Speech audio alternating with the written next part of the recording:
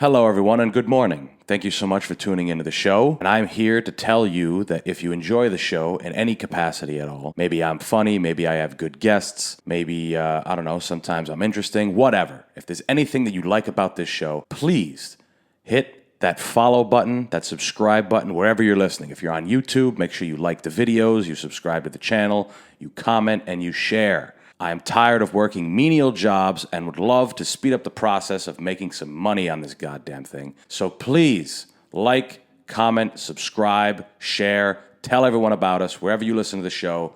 Follow it. Makes a huge difference. Thank you guys. Enjoy the episode. Cory, thank you so much for coming on to the show today. Anytime. It's my pleasure.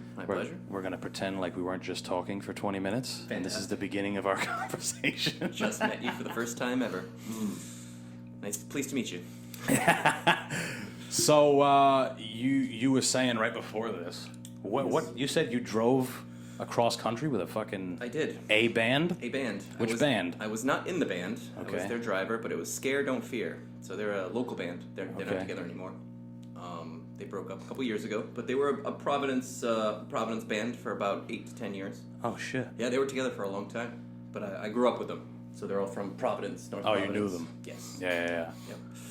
And they had been together for a while, but they had a large opportunity. They got a pretty big opportunity to go on Warped Tour, 2014. Okay. So it was the second to last year that they did a Warped Tour all over the country. So I think 2015 was the last year.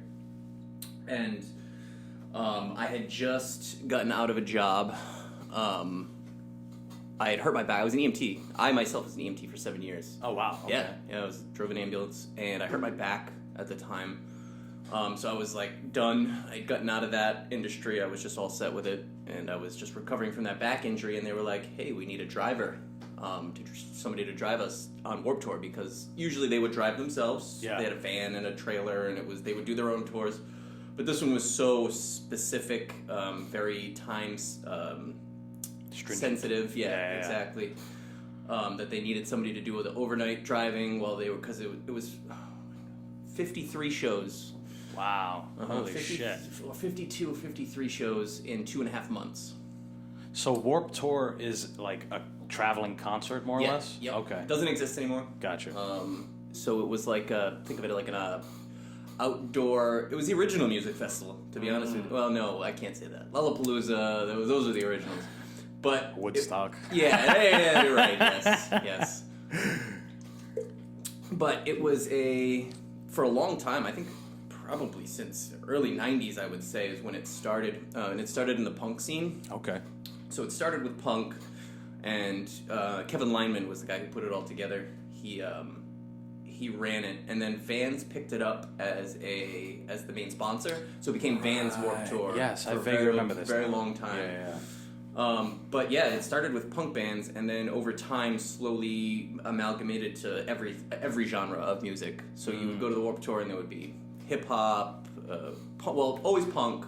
Then you would get into metal, and then you would get hip hop, and then you would get like just a little bit of everything. Ska was big for a while. Ska. Yeah. Interesting. Even when it was big, People don't even know what that is. Exactly. I barely do. I just, I know it's like this. Somebody explained to me, ska is the music that plays in a 9-year-old's head Yeah. when he gets extra mozzarella sticks. That's exciting. Yeah, very exciting. So yeah. And what kind of band was this? So they were a fusion band, metalcore. Okay. So they did hip hop and metal. Well, rock hip hop. Yeah. Think like Limp Bizkit, late '90s. Gotcha. A little bit past Angsty their time. White guys. Yeah. A lot of weed influence in the music. A lot of marijuana influence. A lot of I don't know. A lot of hip. It was hip hop with a full band to play the music. Sure. And just spun differently. Yeah, and then the drummer Larry, he still makes beats and does all this stuff. He would do all the sound engineering on the side as well. Okay. So it was cool. They had something going. They had quite a following. I think part of the reason they broke up was because a large part of their following were juggalos. and they weren't. That's not their thing. That's not the target audience they were going for. But that's who they ended up picking up. Inadvertently. And then one thing led to another, and they all went their separate ways. But in 2014, their biggest opportunity they ever got was to play Warped Tour. Mm-hmm. Yeah. It's funny that you brought up Juggalos, because the other day my mom was talking about, she saw something, might have been like an old Dr. Phil episode or some shit like that. It's all good. This thing is band-aided altogether. Yeah. And she was talking about, she's like, what's that group? They're crazy. They're crazy. Insane Clown Posse? And I'm like, yeah, Mom. Insane. Yeah, they're not around anymore, mostly. Yeah, no. Know? And she's like, what are their names? Shag Dog? And Close. I forgot their names. Yeah. It's oh God, I forgot that. I was gonna correct you and be listen, I don't even know.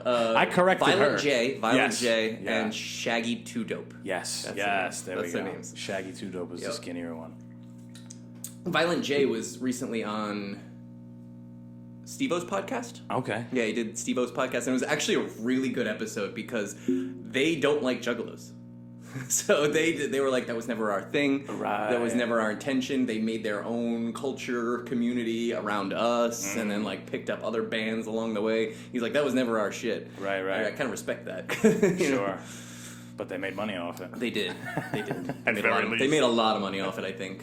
And actually, they do every year. They do the gathering of the Juggalos. Yeah. I've heard of that. That's a big.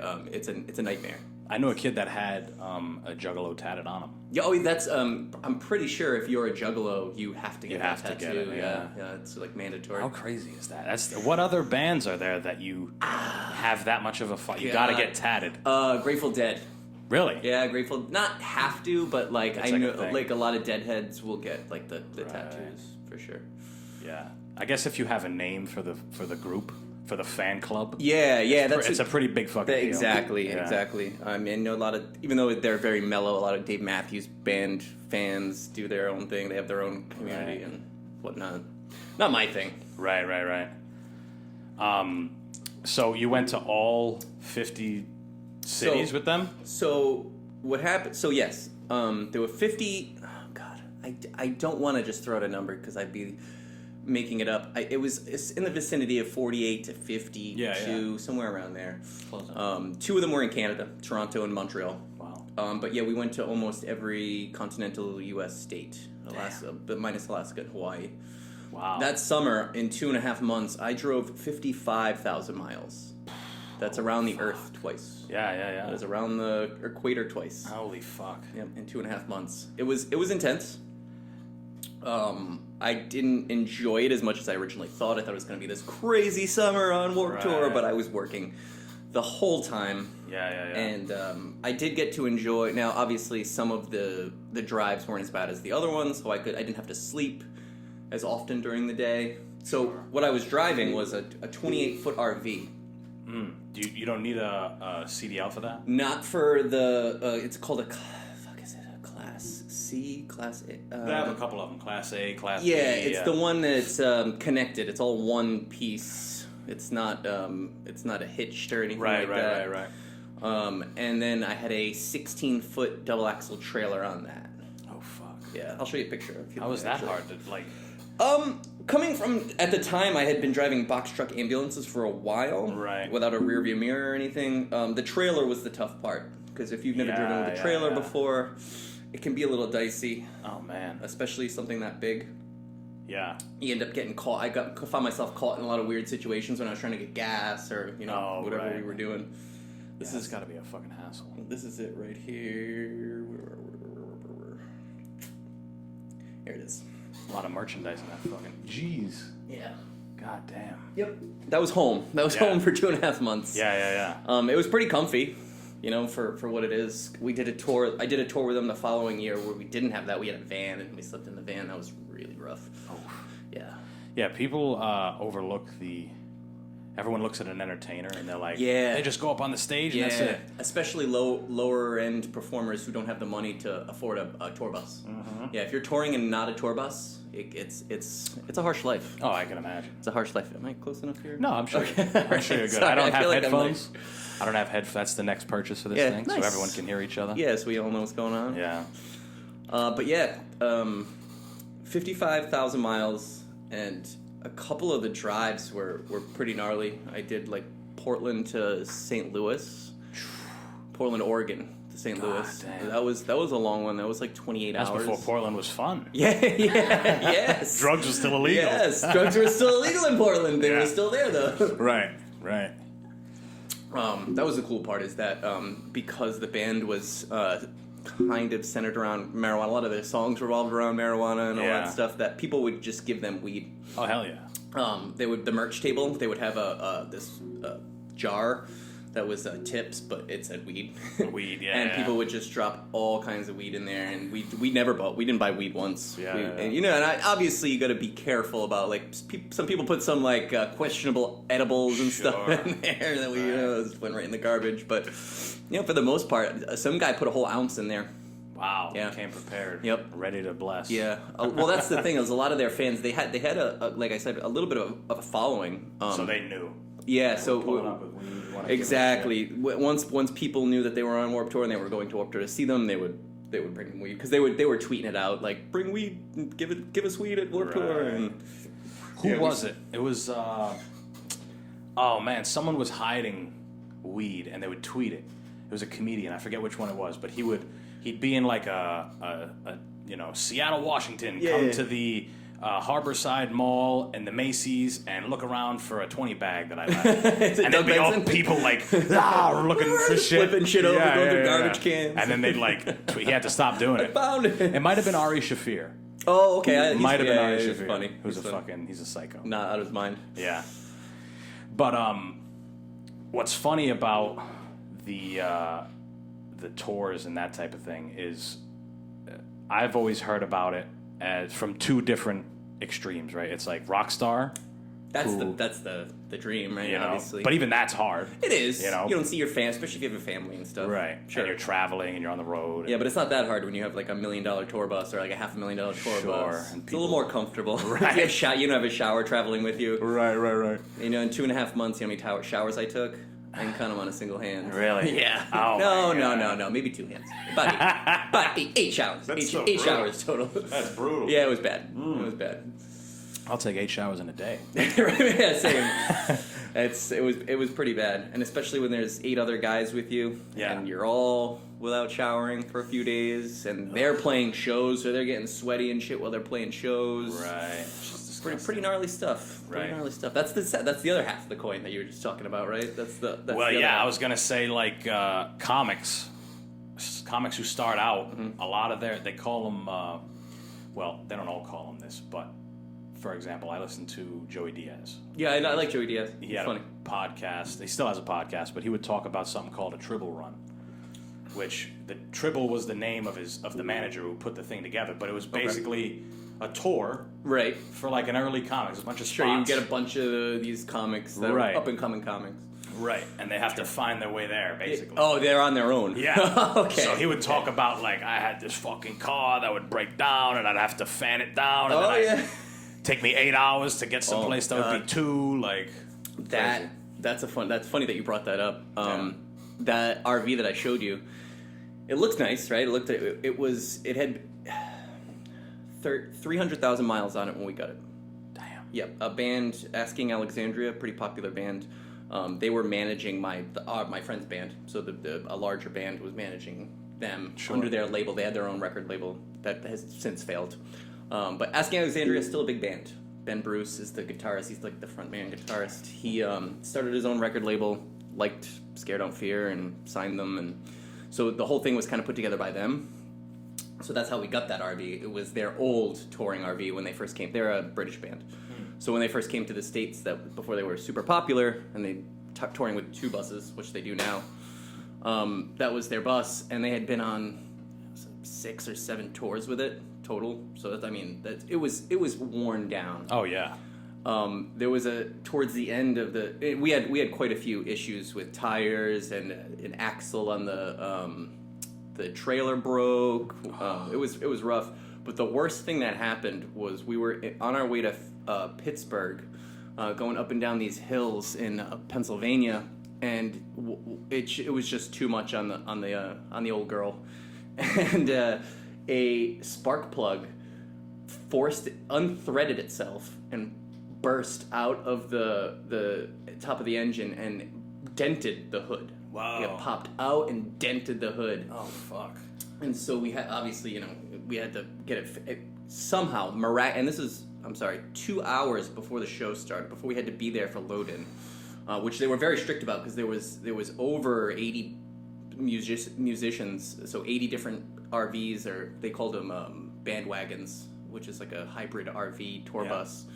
80 of them lining up, and there's very specific ways because of the way the day was set up. So you had to be there on time, and so 2 hours out, we're like, oh, we're done. We're not playing this show.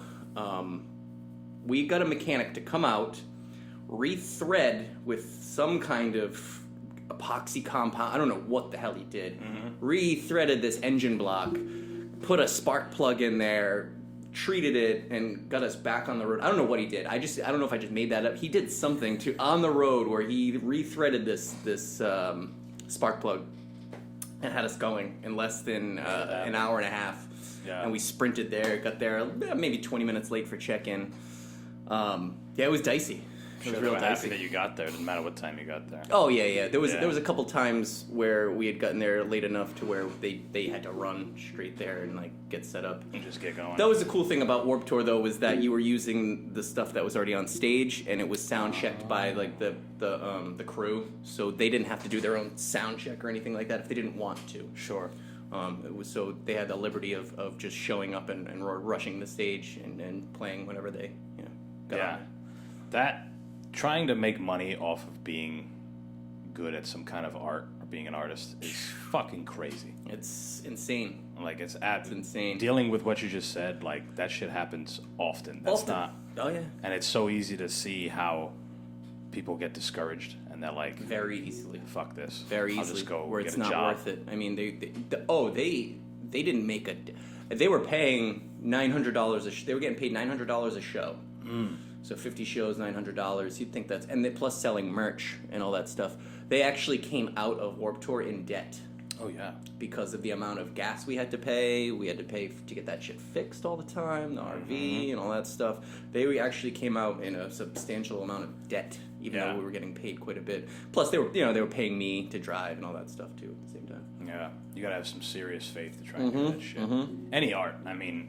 That's what I mean. It's not just that. Yeah, anything where you can just be easily discouraged like that, like or when there's not like a clear path, right? Right. You gotta believe in yourself at that point. Yeah, that's it. Haven't gotten there yet myself.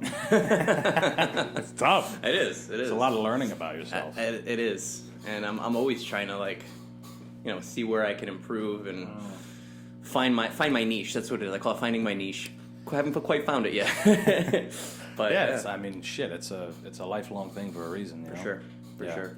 And I give them a lot of credit, man. They really worked their asses off to get where they were. Stuck it out for a while. Yeah, and they stuck it out, and they eventually they all realized that it was time to split apart and see, that's tough too, because especially with a band, because there's probably two guys that are like, no, let's just keep doing this. Exactly. They were a family, man. They were a family. That's what it was at the end of the day. And there's the school of thought of count your losses at some point, right, and get out. You're right, or stay fucking committed to it, keep pushing, and end up wherever the fuck you end up. Well, that's the thing is that of course, a couple of them wanted to do that, but then two of them had kids, and families. They're starting families, and it becomes exponentially harder at that point to continue on. And even my one friend Larry, the tour we were on, he had a kid, a newborn, and the guitarist Joe had just had a baby. Yeah, he didn't even get to see his kid's first birthday party.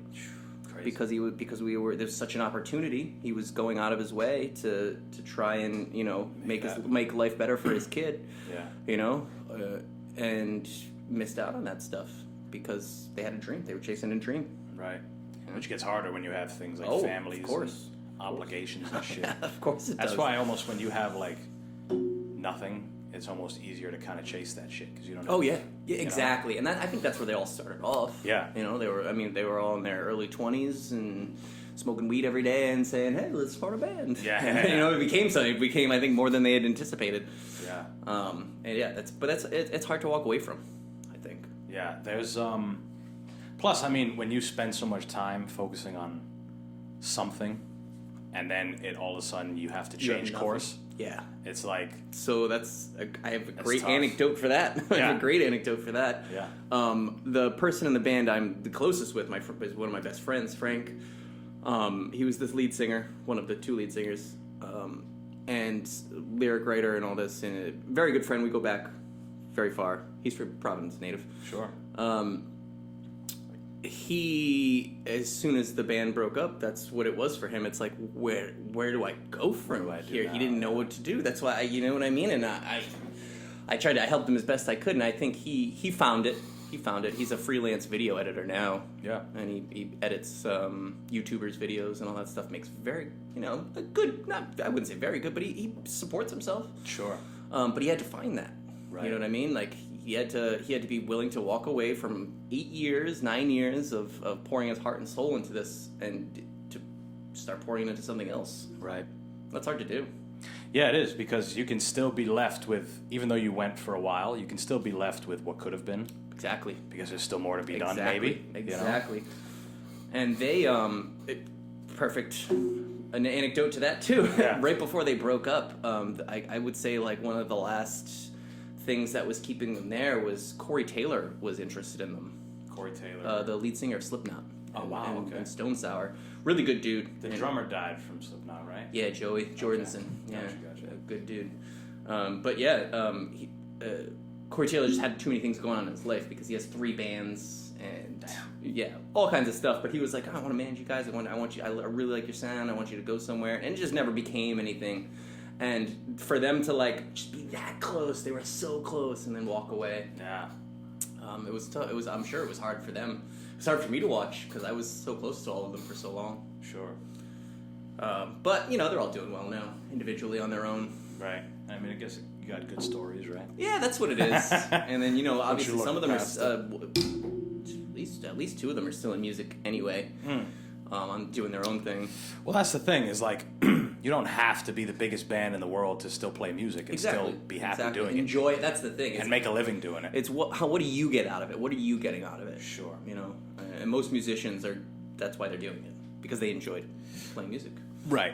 But it also takes time to get to that point. Oh yeah, of course. Because at first you're like, whatever it is, you want to be on top of the world. I want to be in the UFC. I want to be up on this stage. I want to be there. Whatever the fuck it is. And then after time, it's like, I've been going at it for a while. I think I'd be happy if I was a coach. Or I think I'd be happy if I was an instructor. That transition. That transition. Yeah. And I think that's big for a lot of people. I think that's a hard reality for a lot of people. You know what I mean? But it's most of the time it's a positive reality, right? Sure. It's probably better for you. Like you're not going anywhere doing this. Why don't you coach other people and try to like bring them up? You know what I mean? That I think that takes a certain person to be like, yeah, you know what? Maybe that is for me. Yeah. Maybe that is for me. For most people. Yeah. Some people definitely spiral. Oh yeah. They're like, fuck. Yeah, they do. They sure do. I know a couple of them. Yeah. I always refer back to fighters because they're like the biggest example of that. Sure. Once they're done, they start going crazy. Beating people. I feel like that has a lot to do with like CTE. Getting hit in the head. Yeah, too. Yeah. I think that's that industry. Yeah. I think they're more prone. That industry is more prone to violence anyway. Sure. You know what I mean? Good point. But you're right. I think it's a hard reality to face, and some people just can't face it. Sure. When it's time to give up on your dream and move to not necessarily give up on all of your dreams, but the dream you're focused on and you've put all this time and effort into. That's a hard reality that's a hard pill to swallow. Mm-hmm. Yeah. Not everybody can handle that very well. like me, I got very lucky when I was an EMT for 8 years. Like I said, right before I toured with the band, that's what I was doing. Is I was going through that. It's time to switch my dream. Like I wanted to be a firefighter. I wanted to, be a paramedic. Sure. And then it was clearly realized it was not for me. It was not going in that direction, and I had to rally and scramble, and I got lucky with that opportunity, and then unfortunately I ended up at the restaurant. That was the first time I worked at the restaurant. Was when I came back from tour. That was my after tour job. Right. Because thanks, Mike. What'd you do to your back? L5 S1 bulging disc. Ooh. So bottom of the lumbar, top of the sacral spine. The disc never ruptured, but it popped out of place. Terrible. Yeah, it was awful. My L5 is degenerative. Oh, so it's like it's crunching itself down. Yeah. Yeah, that's rough. Yeah. I mean, you might be looking at a fuse eventually if you don't take care of it. At some point, yeah. That happened to my father. My father has a fused L5, L4. Oh, fuck. Yeah. My grandmother's got a fused fucking C-spine. That's even worse. Yeah, that's she got in a car worse. accident. Oh, there you go. Yeah. That's even worse. She's a robot, though. But you can live with it. You can live. I mean, you can live some kind of comfortable life with it. Yes. You just gotta, for me, and like I opted to not get surgery. Sure. Right when it happened, I was 26, 27 at the time. And the doctor said, you have a couple options, and one of them is surgery. Mm-hmm. You'll never be the same if you have the surgery, this and that, but we can do it. He's like, I don't recommend it. And, thankfully I took his advice, and now I just have to keep up the muscle around it. Sure. And that's what's the best for me. Yeah. Exactly. Keeping it strong, as long as you have that muscle and it's there, it's pushing it back into place, it's keeping it in check, kind of, sort of. It's the best you can hope for in best case scenario. It's crazy how doctors will, a lot of the time, defer you, like, to not getting the surgery. Right, of course. Don't get the surgery if you can avoid it. Sure, because that's a liability for them, right? Sure. For you to come back and be like, you did this to me. Fuck me up. Yeah, you did this. This is your fault. Yeah, absolutely. I tore my labrum. Oh, you in my shoulder. Tear, huh? Yeah. Wow. And I did it in high school wrestling. And I had no clue the severity of an injury like that. Yeah. Good guy. I don't know if Origi was there when you were. No, just Torty. Yeah, but I tore it in a tournament in the Berkshires in Massachusetts. Oh yeah, Greylock, Mount Greylock. Yep. And Western Mass. Fucking, the doctor was like, you can get surgery if you want, but it's were you not like 16. Something like that. Yeah. And he's like, I'd recommend otherwise because it could still pop out. Like, you could still dislocate your shoulder. Oh, of course. It's a fucking labor. Especially doing fight sport. Yeah. Like, you're more likely to recur that injury. Exactly. But what I found over time, and I'm sure what you found with your back as well, is through just taking the time that you need when it's injured and rehabbing it however way you're supposed to. And then over time, building it up to, for me, it was building it to this shoulder. Yeah, so you're taking the load off, right? You're like taking some of that load off by spreading the whatever. You learn these things, these like little. You learn how to move certain ways. Exactly. That's what I was trying to get at. Is that you work learn the around maneuvers to take that effort from the workload from that shoulder, put it somewhere else, even if it's in your neck, your shoulder, right, your chest, your back, whatever it is. Right, but ultimately you want to get it to where it's as strong as the other one. Like your back is different. It's like you want to get it. You want to get it close to where it was before. Sure. It might never be that. Oh, it probably won't be. Yeah, exactly. But the stronger you can get the muscles around it, the less you'll notice it. Right. That's where it comes down to. All right, we're back. We had to open a window. It was hot. Had to take pisses and had to get it in and out, right? Yeah. Get some more drinks. Beautiful. Ready to go. Yeah. So, I do have some pretty good anecdotal stories from touring. Okay. I think that's what we started with and where we were headed towards. And I think we got a little off topic, but I probably can share one or two that I come to the top of my head if you like. Yeah. Where to start? Which one to pick? That's the thing, is there's so many little things that happened and other things that happened that it's hard to pick just one or two. How what's the word I'm looking for? You can say whatever the fuck All right. you want to say. Fantastic. If you talk about fucking kids, Well, no, we'll keep it on. that's not where I was going. But, good to know. Good to know. I'm going to tell you the story about the time I signed a butthole. A butthole? A butthole. Interesting. Mm-hmm. Is it above the butthole or like the actual butthole? That's part of the story, my friend. Okay, Just all wait. right. So, we're touring. I would, for the band, run the merch tent when I wasn't sleeping. Mm-hmm. And merch tents at festivals like that tend to get crowded with fans who are coming because the bands go to their merch tents and the fans go to these merch tents to meet the band and get meet and greets, take pics. Sure. If you buy merch, you get to take a picture with the band because that's how they get you to buy t-shirts and stuff and how they make their money. So the band specifically told me, if anybody asks you to sign anything, just sign it. Don't say you're not in the band. That we want a positive experience for everybody. There's like there were 7 people in the band. 2 guitarists, a drummer, two singers. There was a lot of people. There were a lot of people in the band, bassists. Sure. There were a lot of people in the band, so not everybody knew the whole band. Maybe just the front men. And they would say, just somebody asks you to sign something, sign it. So I found myself signing a lot of CDs, all this stuff, but a fair amount of the time, girls want you to sign their boobs. Like, that's pretty common. That's part of it. Yeah, it's part of that's the rock star experience, signing tits. And I did, and I obviously, that's not something I was going to turn down. In fact, I would suggest it sometimes. Sure. Would you like me to sign your boob, miss? And most of the time, they're like, yeah. Right. But this one time... Don't even ask who you are. This wasn't at Warped Tour. This was on in between Warped Tour. If they had time to make some money, the manager, he was a pretty decent manager, would book smaller shows. Okay. Like filler shows to especially if there was like a week in between. Sometimes there would be a few days or a week in between the shows, so everybody could get a break. Yep. But for the smaller bands who were scraping along and where every show mattered and they were like they wanted money, or we needed to make money, we would play these smaller shows. So we were in Fresno, California. I remember it specifically. At this little bar. I can't tell you the name of it because I don't remember. But it was a biker bar, for sure. And there was Hell's Angels there. Nice. And all this fanfare. The fanfare that comes with the Hell's Angels. Right. But there was these biker girls, right? And they're pretty wild. And, we started talking, we smoked with them, we hung out with them, and they're like, oh, so before we leave, can you guys sign our tits? And, pretty normal. And I don't know if their boyfriends were cucks or whatever. They were bikers. They were not, and I will say this, they were not Hell's Angels, and if they were, this story would have stopped right there. Right. They were not Hell's Angels, and we Sure. knew it. They were just happened to be bikers that were there with their girls. And they were letting their girls indulge themselves with the band and be as slutty as they wanted, I guess. I don't know Sure. if they were cucks, if they were into it. I don't know. I hope so. Me too.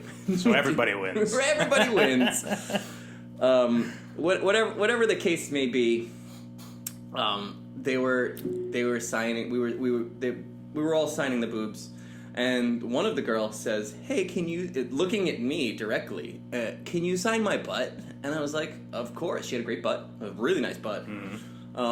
She said, "Can you sign my butt?" And I said, "Sure." I was like, "You pull your pants down." So she pulled her pants down, but then she spread the cheeks. Wow. Yeah, she spread the cheeks, and, assholes right there, what do you do? Well, my name is Cory, and so it starts with a C.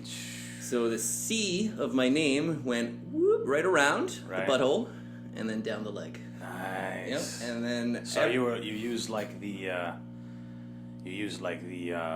the background as part of the centerpiece. Correct. Nice. Correct. And I really wanted to get a picture of it, but I didn't. That's artistry. Out of respect, I didn't. Out of respect. Whatever respect she had left. I'm sure she would have been like, all right, you can't take pictures too much. now. This is too much. We've gone too far. Supposedly, I don't know how true this is, Odell Beckham has... Oh, he likes to get pooped. Well, there's that. Oh, okay. But there's 2 W's on his ass cheeks. Oh. So if he spreads his cheeks, it says wow. Wow. Oh. Maybe. I don't know how true that is. I know Odell listens. He's a big fan of the show. Yeah, of course. We don't want to discourage him. If he could call in and let us know if that's actually true or not. FaceTime Odell. Yeah, and let's he'll get show him on. us himself. I don't know. He's really busy with LA now. Clearly, he had a good game the other day. Did he? Yeah, he did. I know he scored his first touchdown. He did, but he actually had quite a few catches, even though they lost and LA looks like garbage right now. Right. I don't know why I stopped caring about football. Not to switch the topic, I but love I it. totally stopped caring. I love it. It might partly be because it's the first time I haven't done a fantasy league in a while. So I've been in the Casarenas League for 8 years straight. Oh shit! 10 inches soft. You ever win it? No. Your No. name is 10 inches soft? Yes, it hasn't changed. Hasn't changed. I used to have a league. It was called Fuck Football. Nice. Perfect. Perfect. It was perfect. Yeah, our commissioner is Nate, so we. So there's some hefty dues, huh? Yes, correct. I gave him $50 a couple weeks ago, and he was like, "It's 100, you know." Yeah. I was like, Like, you "Since sure it's when? 100? Since when? Jew bastard. But yeah. No, so I have a friend. I want to say this earlier, but I have a friend who has a tattoo on his butt, and it's I haven't seen him in a long time. His name's Bruce. Great guy. Yeah. One side of his he has. Do you know who? Oh, God, Steamboat Willie. The old Mickey Mouse. The old cartoon? Mickey Mouse, Yeah. So he's got the boat, right? It's sinking, and he's got both sides of his ass cheek have a half of the boat that's sinking, and it's Steamboat Willie. How do you get that fucking tattoo? He's wild, Bruce. He's a wild guy. That's great. He's got quite a few tattoos. That's like the show Ink Master. It's like, I want a phoenix coming out of my vagina. I don't know if you saw that episode. No, that's real? But it was like I thought you were just like, I thought that was off the No, dome. she wanted that. Oh my god. It was like this specific episode where it was supposed to be like mythical creatures or something. Oh, yeah. And this woman comes in and she's like, I want a phoenix breathing fire coming out of my vagina. It's like supposed to come like, you know what? over here. The phoenix rises from the ashes, like, right? So she must have recently had thing is vaginal ruined. reconstruction or something like that. The thing was Or an probably abortion. real beautiful. Or There's ashes in there, motherfucker. She's born again, born anew. The phoenix rises anew. Oh boy, yeah. I haven't watched that show in a long time. Yeah. That's good. I mean, I talk about it all the time, but my tattoo's done by the guy who won the second season. No shit. Yeah. I didn't know that. Steve Teft. Where did you get it done? His shop is in Groton, Connecticut. Okay. It's right over the line. Yeah. It's close. It's like not even an hour away. That's cool. But for his price and his quality, dude, I tell everybody to go. Did you get it before or after the show? After. Oh, wow. And So- it was still reasonably priced? He didn't, Dude. jack up his prices after that Oh show? my god. I totally thought it would be... I thought it was going to be a long wait, and I Yeah. thought it was going to be a lot of money. Of course, yeah. I went there in, like, January, and they're like, oh, we could take you in March. Oh, that's three. I'm like, what so the fuck? Here's what I noticed: is a lot of Yeah. tattoo artists won't book 3 months out. Like they'll do Gotcha. 3 months and then close their books, usually, or maybe 4 or 5, whatever it is, and then close their book. So if you can get an appointment, it's probably gonna be like 3 months, 4 months. But then after that, right, so I got a gorilla tatted on my back. Yeah, I saw it. It's dope. And then I added background to it. Wait, why? Oh, shit. I was going to say, I just fucking love Well, let me gorillas. tell you, look at this podcast. But a funny thing about that is I actually wanted the gorilla tattoo a long Before? time ago. Okay. Yeah. Spirit animal. Right. Yeah, gotcha. Yeah. Tiny dicks. Yeah, of But- course. Right, gotta do something. But I wanted a background, and I got just the face done in March. Okay. And then I'm like, all right, I want to schedule a date for the background, and he's like, okay, September. So it was like he ended up There's the booking- weight. Yeah. There's your weight. Yeah, and I was gonna do that in September, and I was gonna add to my rib in. Oh, you get your ribs done? Yeah. Oh, it shit hurts, huh? Brutal. I've never done. I've only heard stories. I only have my Yeah. arms done. My arms are the only tattoos I have. Well, I mean, I'm sure it would depend what you get on your ribs. Oh, sure. Like what I got. How detailed it is. I got words. Oh, okay. I got a quote, but Yeah. the font is really like Wide. It's fat. long. No, not Oh. really. It's like long It's and wispy, wispy, and swirl. Like the little S's are fillers. like a lot of. matte, and I'm like, yeah, it's brutal. Yeah, I can see that. A lot of like. I feel like a lot of filler would hurt. You know, when they do that, the black fill like on lines. I feel Yeah. Oh, God. Well, he does a lot. His thing is like horror, Oh, cool. scary shit, Nice. and Is that how we got on Ink Masters? Because that's his like. kind of. They yeah, they love yeah. that stuff. Like, But he was able to do everything. oh, That's good. why he won. I mean, you have to, right? Yeah. But when it comes to black and shading, he shades forever. Oh. Like, he goes over it 6-7 times because he wants it to stay. Yeah, of course. You're getting the bang for your buck. Right. If you're a champion and you can sit, it's good for you. Yeah. You're gonna get a quality tattoo that's gonna last. Yeah. What's the longest you ever sat? I did 3 hours, which was the gorilla face. You want to hear another great story? Let's hear it. I sat for 16 hours. Yeah, I'll show you. There was a reason. Obviously, there was a reason. It wasn't just because I wanted to be a trooper and fucking sit there. And it's this guy. Whoa, what is that? It's Hugo. He's a deep one. You familiar with H.P. Lovecraft? Okay, not a great guy, not a good person. The writer? Yes, he's a horror writer, father of modern horror. Sure. Dystopian horror, not dystopian. Celestial horror, they call it. What's that? Celestial? Is that like? So he has his own pantheon of dark gods.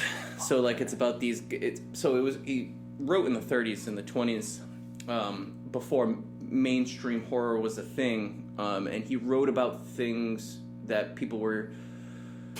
It was more of psychological horror, sure. Right? It's things that can't really be perceived, that are not well perceived by the human mind. In my opinion, anyway. Sure. That's why I was drawn to it. He writes about things that a lot of the times, most of the narratives in his stories are people going crazy because they saw these dark gods. Cthulhu, you've heard of Cthulhu? Sure. Yeah, that's H.P. Lovecraft. That's him. Yeah, Okay. Yeah, wow. That's the most popular. That shit was in SpongeBob. Yeah, exactly. Very mainstream. He's from Providence. Really? Yeah, he's Providence. Yeah, I feel like I've heard that. Yeah. Providence had what's the dude's name? Mark Twain used to hang out over here. Yeah, Edgar Allan Poe. That's what I was talking about. Yeah, not Mark Twain. Mark Twain was Mississippi River. Right. Fuck Edgar Allan Poe lived here for a little. He had a girlfriend that lived here. They say his ghost still haunts Benefit Street. Yes, Benefit Street. Mm-hmm. And then what's the other guy? Close, Massachusetts. He's got a pond named after him now. Yep. Frost, Robert Thoreau. Henry David Thoreau. David Thoreau. Thank you. He didn't say that. It's not named after him, but he used to hang out in this. You can go visit it. It's near Wachusett Mountain. Sure. Yeah. He wrote about Wachusett Mountain. So if you read about Thoreau, if you read Thoreau, he mentions Wachusett Mountain quite a bit. Right. I actually just grabbed a couple books the other day. Oh, nice. At Barnes and Noble. I like him because he likes nature, and he's all about explaining nature, and he's very what do they call that? I forget the movement name that he was part of. It was some kind of literary movement. Right. I learned about in high school. Beats? Yeah. Beat poet? Something like that. Transcendentalism? No, okay. No, I'm just that's definitely a word. I'm making up words. That's a word at bare minimum. And I guess whatever it is, the reason I like it is because they talk about nature in these really nice ways that really makes you think. Sure. But anyway, back to my tattoo. Yes. So my tattoo artist, Shane Baker, great tattoo artist, love him. I'd still go to him if I had a little more money. Sure. He has a high rate, a tattoo hourly rate, and well deserved. He's an amazing artist. Sure. He deserves every penny he gets. So I had gotten this initially from him, right? This guy right here. Yeah. And it still looks good. How long did you get it? That was 2013. Yeah, that still looks great. That was 8 years ago. Very expensive. This was almost like $1,100. Damn. 2 sessions, over 2 sessions. Yeah. 600, 500, I tipped him, whatever it was. Right. But my second session, I was getting that done. He was telling me, he said, hey, I'm going to a tattoo convention in Columbus, Ohio. It's called Hell City. I think they still do it. It's one of the biggest tattoo conventions in the country. And he said, I have a spot available on the Saturday, the main day. I haven't filled it yet. And he said, if you're willing to if you can get to Columbus, Ohio, I will tattoo you all day for $600. Wow. Yeah. He is $150 an hour is his rate. Okay. Very expensive. Well worth it, but expensive. He said, I'll tattoo you all day. And he's like, and just so you know, I'll be going for best in show, so I'm gonna give you a banger. Like I'm gonna go hard. Yeah. He's like, I want to win. We didn't end up winning. We placed somewhere in the top 5, but not the top. That's pretty good for a big ass. Oh yeah. Oh, it's some of the best tattoo artists in the country. Mm-hmm. Go to Hell City, in Columbus. So he said $600 flat. I ended up giving him $900 or something like that. I tipped him big time. But he said, I'll tattoo you morning to evening. I drove all night, got there on 0 hours of sleep. fell asleep in the chair while he was doing it. We ended up going from 11 in the morning to... I don't know. I'm sorry. I'm sorry. No. It was 9 in the morning to 2 in the morning. So what's that? 12, 13, 15, 16. Yeah, almost 17 hours. 17 and a half. It wasn't 2. I'm sorry. It was like a little after 1 because that was the first Pacquiao-Mayweather fight. Okay. That was the first Pacquiao-Mayweather fight. I remember because he was trying to finish up so we could go catch the fight. Right. And it was just coming on. So it was like probably like 1:30 Central Time. Makes sense. So Yeah. I remember that. But yeah, almost a little over 16 hours I was in that chair. Jesus. And probably after hour 5, like once the outline and all that stuff was done, and he was just filling color because if you could see, it's very vibrant. Oh, very. I'll show you a picture of it when it was done. And Yeah. right after it was done, it's faded quite a bit. Like I'm still happy with it. I mean, Totally. obviously all tattoos fade. You know that's gonna happen. But this is what it looked like when it was fresh, and I just couldn't even believe it. Didn't even look real to me. It was just so vibrant. Holy shit. Yeah. You see this? Holy fuck. So you can show the people. Just bright, vibrant. Yeah. But to achieve those colors, man, he was going at it. Oh, hell yeah. He was going at it. Yeah. My bicep must have been swollen twice its normal size. Oh, it was probably out to here. It was so fucking fat and swollen from him just going bzzz, over and over and over. Yeah.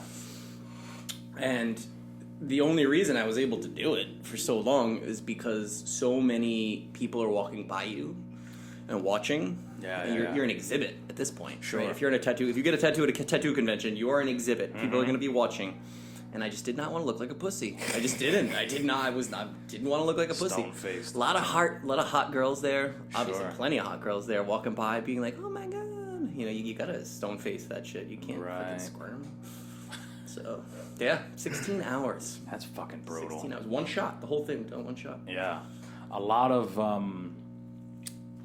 tattoo artists were painters or conventional artists that ended up turning. Sure. Because again, we were talking earlier, can't make a whole lot of money, especially in like in art. Painters. In art. Oh god, that type of shit is crazy. Who's a big one nowadays? Nobody even know. Banksy. That's the only one. Yeah, it's street artists instead of the big painters. Yeah. I worked at RISD for a while. Okay. A few years. My stepdad's been there for a long time. So I became friends with a lot of the students because I was young at the time. I was like 23, 24. Right. And this kid Grant, really good kid. I think he lives in California now. He went to RISD for painting, and he said, "I'm never gonna do anything with this." He's like, "I can't go anywhere." Yeah. He's like, "I'm a great painter," and he was a great painter. Like his painting, it was very traditional painting, like oil painting, traditional, like nothing crazy, nothing like abstract, or even like what's the word I'm looking for? Maybe abstract, but just like, you know, like these you have some of the paintings here, like some of these paintings, even like that one or that one, these, you know, something that stands out. He was a very traditional painter, like a fruit bowl painter is what I would call him. Sure. You know what I mean? But like very good at it. Could do nothing with that. Nothing. That's fucking crazy. Absolutely nothing. He works at a restaurant now. Yeah. Well, last I heard. I got this one and that's that cool. one. I like that. I like that one a lot. Crazy, yeah, right? that one's dope. I got that and the chief up there. Oh yeah, that's fucking sweet, dude. I got them at the Scituate Art Festival. Love the Scituate Art Festival. It's fucking fun, That's right? my favorite. I've been going to the Scituate Art Festival since I was a kid. Really? Oh yeah. I went this past year for the first time since I was a kid. Oh, no shit. Yeah. No shit. And it was, I don't go every year, but I try to make it every few years. Yeah. It was bigger than I remembered. Oh yeah, it's bigger now than I think it ever was. Probably, yeah. And especially they didn't do it like the COVID year in 2020, Yeah. And they definitely took that year off. But I came back strong. Came back very strong. I want to put something together there for next year. Oh yeah, dude. I'd love to do have a booth and do like a live podcast. That'd be sweet. Yeah. That'd be sweet. Have like different guests throughout the day. There's so much going on there. That's the thing. It's so diverse now. Yes. When we were kids, I mean, you're 20. How old are you? 28? 24. Oh, 24. Oh, you're young. Everybody always thinks I'm way older. Not way. I was gonna say 28, 27. Dude, I went to an open mic, right? I don't know if I had told you, but I'm doing comedy. Comedy, again. yeah, you did, yeah. Yeah. And I had a pretty good set. Good. And afterwards, the guy who hosts it, he's hilarious, a great guy. Yuri, and he goes, whatever I was talking about, I mentioned my age, and he's like, hold on. Did anybody hear that he said he was 25? Because he thought I was 25. He's like, did anyone fucking hear that? It's like, Jesus Christ, you're aging older than a white. You're aging worse than a white guy. People were laughing. I'm That's like, good shit, stuff. You got me. Oh, leave it to a comic to roast you, right? Yeah. It's funny. I get the opposite. I get young people, especially if I shave my beard, man. People think Yeah. I'm like 23, 24 yeah. sometimes. If I shave, it's bad. I'm 34. Right. I'm old. I'm an old man. Oh, it definitely adds to it. And it's weird because when you're a kid and people say you're older, you're like, hell yeah. Yeah, that's I'm what I fucking want. mature. I want to be older. Yeah. I want to buy beer when I'm 19. And then when you're fucking 24 and Like, people think please, you're Jesus 40. Christ. Yeah. Fuck. Exactly. What am I going to look like when I'm 40? Yeah, Yeah, man, I get it. And he's right. White people, Jesus, we suck. We don't We age get well, old. man. We lose our lips. Yo, everything. Our eyes sink in. So bad. And black don't crack. I was watching. No. I don't know if you saw it, the big Adele concert that just happened. No, I didn't. I heard about it. It was. I mean, I didn't watch the whole thing, but I mean, it was pretty fun. You can't deny Adele. She's she's fucking phenomenal. Absolute performer. And I mean, she's probably the best voice of this generation in terms of singing, straight singing. Yeah. I don't know if anybody else I don't sings as well as her. In her age range, in Yeah. that generation of music, I don't think you're gonna find anybody better. But she Emotionally, especially. that too. Yeah. But Oprah was the one putting it together. And Oh, okay. In between, they obviously recorded it separately. Sure. So like she'd do a song, and then they'd cut to like They Oprah's would garden. break it down. Oh, And it okay. was like an interview, That's cool. and I'm looking at Oprah. I'm like, she's almost 70. 70. She's 67. I was gonna say she's got to be pushing 70. She looks like she's 40. Oh God. I'm like, this. Like, it's what it is. Black don't crack, like you Yeah, said. Very true. White, not so much. Subpar. We fall apart. Yeah. Look at the We do. cracks on the ceiling. Yeah, I was gonna say white paint doesn't hold up either. But yeah, no, I don't know what it is, man. My buddy told me that's lead paint. What, when it cracks like When that? it cracks and it peels. It could be.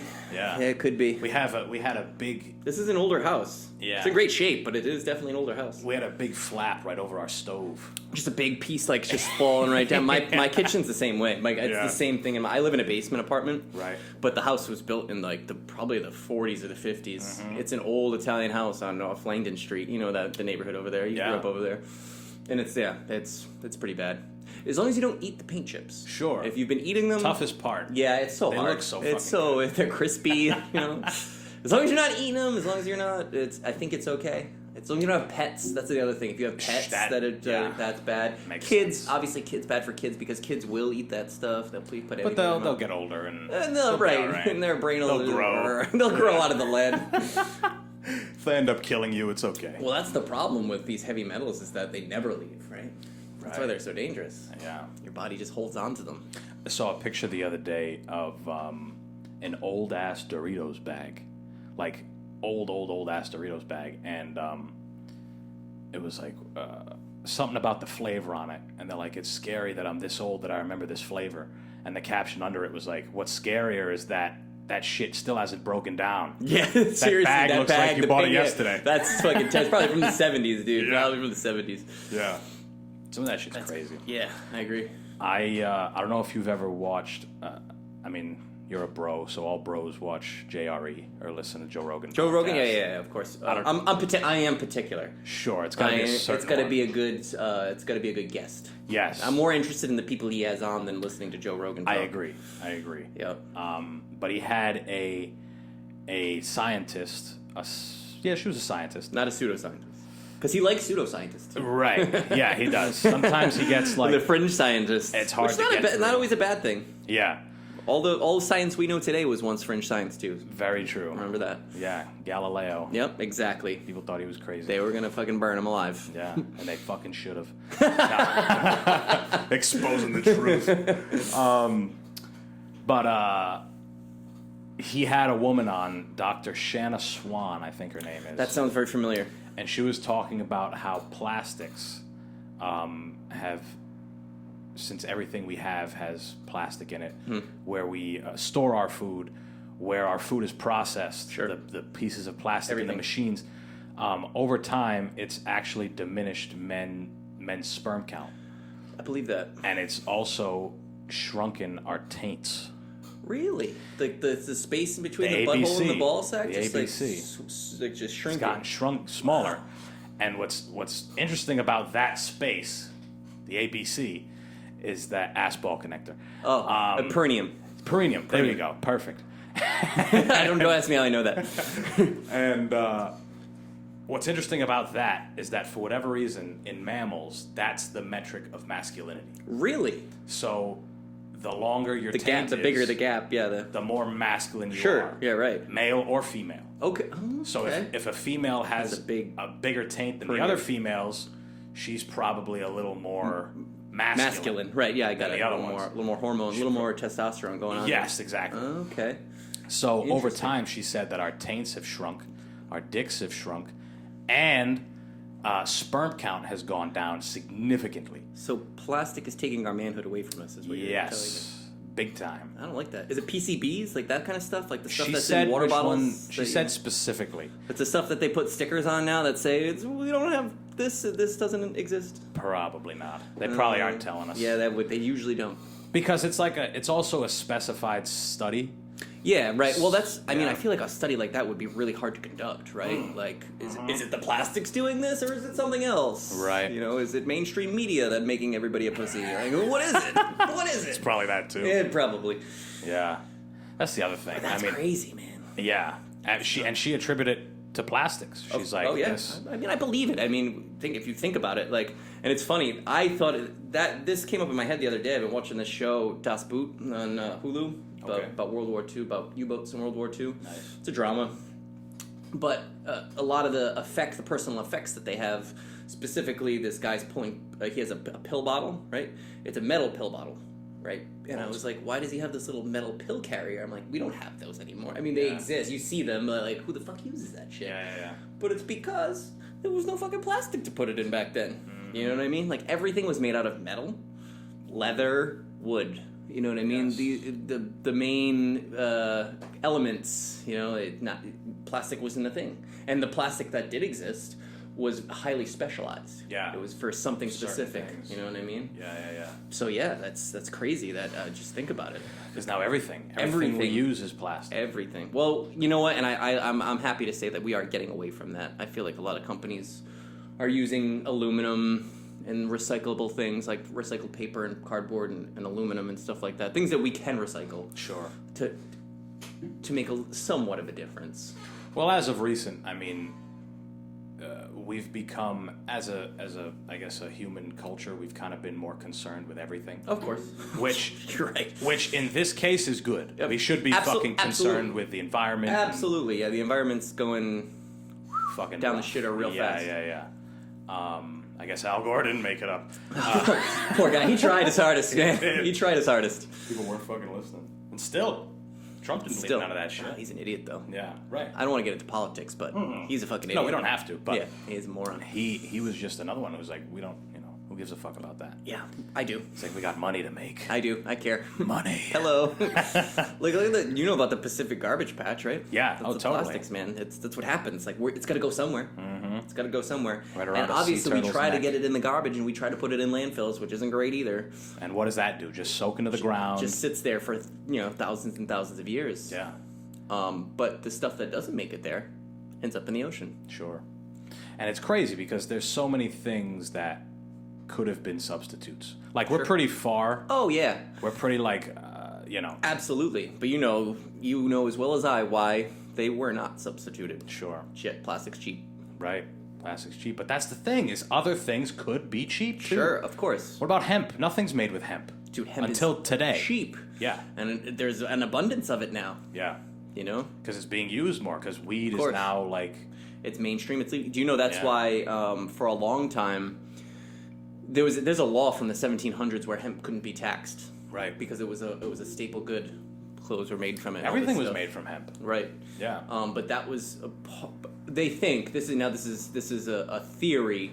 You know, obviously it can't be proven. I like to believe it, but they think that's why big business was completely against marijuana and the legalization of marijuana, especially in the early 1900s. Yes. Was because they couldn't tax it. It wasn't taxable. Yeah. Because hemp is untaxable. That's probably what it is. You know, now that mainstream marijuana is so separate from hemp, we can obviously they're gonna tax it. Trust me, they're gonna get their money. Totally. You know that. But back then, I feel like it was a much more gray area, and I think that's why marijuana was demonized, the way it was, especially way back then, Sure. because they couldn't tax the hemp. They had movies. Oh yeah, Reefer I know. Madness. Reefer Madness. That's That was it. like I've the seen one. it. Yeah, it's crazy. Or you have obviously, I'm sure you've seen Back to the Future, Yes. and they pull up on the jazz players Yup, smoking weed, Yeah, smoking weed. and they're like, we don't want to hang with no reefer addicts. Reefer addict. Yeah, right, dude. They said, I saw an ad that said marijuana causes black men to rape white women. Yeah. That was a thing. That was Back in literally the an day, ad yeah. that they used that's saying that marijuana is making black men rape white women. Yeah. And that's all it took for these small-minded individuals back then to say, make it illegal. Get away from it. I believe that. Imagine being someone who advocated for weed in those days. It's pretty much like witchcraft. Yeah. Like you were treated like a witch. Right. Burn them at the stake. It's like, I got the poster right up there. Fear and Oh, Loathing. yeah. Great example. Great movie. I watched the movie, and I read the book as well. I've never read the book. Hunter S. book's Thompson's good. tough read for me. Right, because He's just all over the place. It's nonfiction, too. Yeah. Right. You like a little more fiction? No, I like both ends of the I don't like it he's in the middle. Yeah. And I like either purely nonfiction to learn, like I want like technical books, like I'm Sure. reading a textbook to learn something, or I want a fictional story where I'm going to get some kind of imagination out of it. Well, in the movie, there's right after he talks about all the drugs he has, and they're driving. In the suitcase. He's like, salt shaker full of cocaine. Yeah. And he names them all off. They're driving, and then it zooms out, and there's a billboard that says possession of marijuana. Oh, I never noticed that. 20 years to life in Las Vegas. Mandatory minimum sentences. Yeah. Big issue. Crazy. Big Imagine issue. going to jail in 1969 for weed, Probably still be in jail. and you're alive, and you get out, and you're 83, and people are And walking around. People are going to the store to buy it. and getting weed. That's so fucked up. Imagine that. That's so fucked up. Holy fuck. And I think that's kind of what I think a reason that like lawmakers didn't want to look it in the eye. You know what I mean? I think that's why lawmakers didn't want to look legalization of marijuana straight in the face, is because they would have had to turn around and apologize to all these people in the prison system Sure. for marijuana, for a non-violent crime. Well, that's the thing with ideologies, is after you get so many people behind it, then it's like, and you find out you're wrong, you don't want to admit it. It's like, we can't That's human nature, right? Yes. That's human nature. It takes a real big individual to admit they were wrong. forget a whole fucking government. Right, exactly. And admit to people whose lives you've ruined completely. Substantially Yeah. that you were wrong and Yeah. you were sorry, right? That's hard to do. Right. And a lot of these states, especially, don't quote me, this is hearsay, I think, especially California, when they did legalize it, they weren't willing to let these people out of prison Right. who were in there for these marijuana charges. And that's crazy to me. Non-violent offenders in jail specifically for marijuana, which is now legal, at least to some degree. Maybe not legal at that time, but decriminalized at least. Sure. Not willing to even reduce their sentences. Crazy. Insane. I don't think you should go to jail for putting anything in your body. No, absolutely Nothing. not. A drug Maybe doesn't matter. selling people substances that can harm them. Sure. That's different. Makes sense. People pushing this fentanyl, killing people. Right. I'm not opposed to people going to jail for that. Right. That's a big problem right now. Yeah. Did you hear about the fentanyl weed, right? Oh, yeah, totally. That's scary, man. Connecticut, right around the corner. Yeah. People dying. Luckily, I thought it was a joke. yeah, I thought that sounds like a joke. it does. Fentanyl-laced marijuana? Didn't that sound like some clickbait article on the internet? does. You'd be like, what idiot wrote this? Sounds like weed makes black people Yeah, exactly. Rape white women. That's exactly what it sounds Except like. this one's true. But it's real. Yeah, real. yeah. People are spraying fentanyl on their fucking marijuana. It's crazy. Funny story. I knew a kid. So you're 34. You said you might have gone to school with. Does Alex Sandberg sound familiar? Alex Sandberg. No. He might be a year or two younger than you. Okay. I knew a lot of the kids that young. Sure. I grew up around a lot of them. Right So around. a friend of his. I'm friends with his younger brothers. Okay. And a friend of his. Sandberg. Yeah, not Jewish. Sounds. Okay, sounds it. Jewish. A friend of his had, I guess he banged a girl, who happened to be his As drug we do. dealer's girlfriend. Oh, no, that's a faux pas. His weed guy. Faux pas. And the weed guy found out. Dude sprayed his bud with bleach. That's literally that's intent to harm. It was 100%. That's intent to harm. And he went to the hospital. Yeah, I bet. And he was smoking bleach. Yeah. Like inhaling bleach fumes that you're burning. That's lifelong injuries right there. That's terrible. He might have been in a coma. I could be wrong. No, that's probably. Yeah. Probably. I would not be surprised. That's a Dr. House. Yeah, that's what that is. That is a medical drama you only see on ER. Yeah.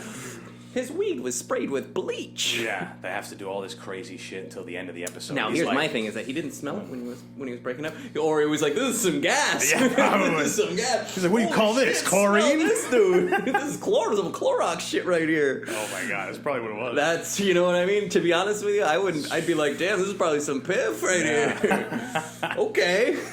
I got a buddy. But he survived, right? He's alive. He survived. Okay, yeah, good. Yeah, he probably had some brain damage. Yeah, of course, I'm sure. I would hope. Yeah, you would imagine.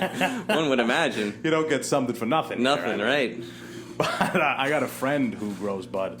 Mm-hmm. I think we all do now. That's his card right there. He cleans sneakers if you ever need him.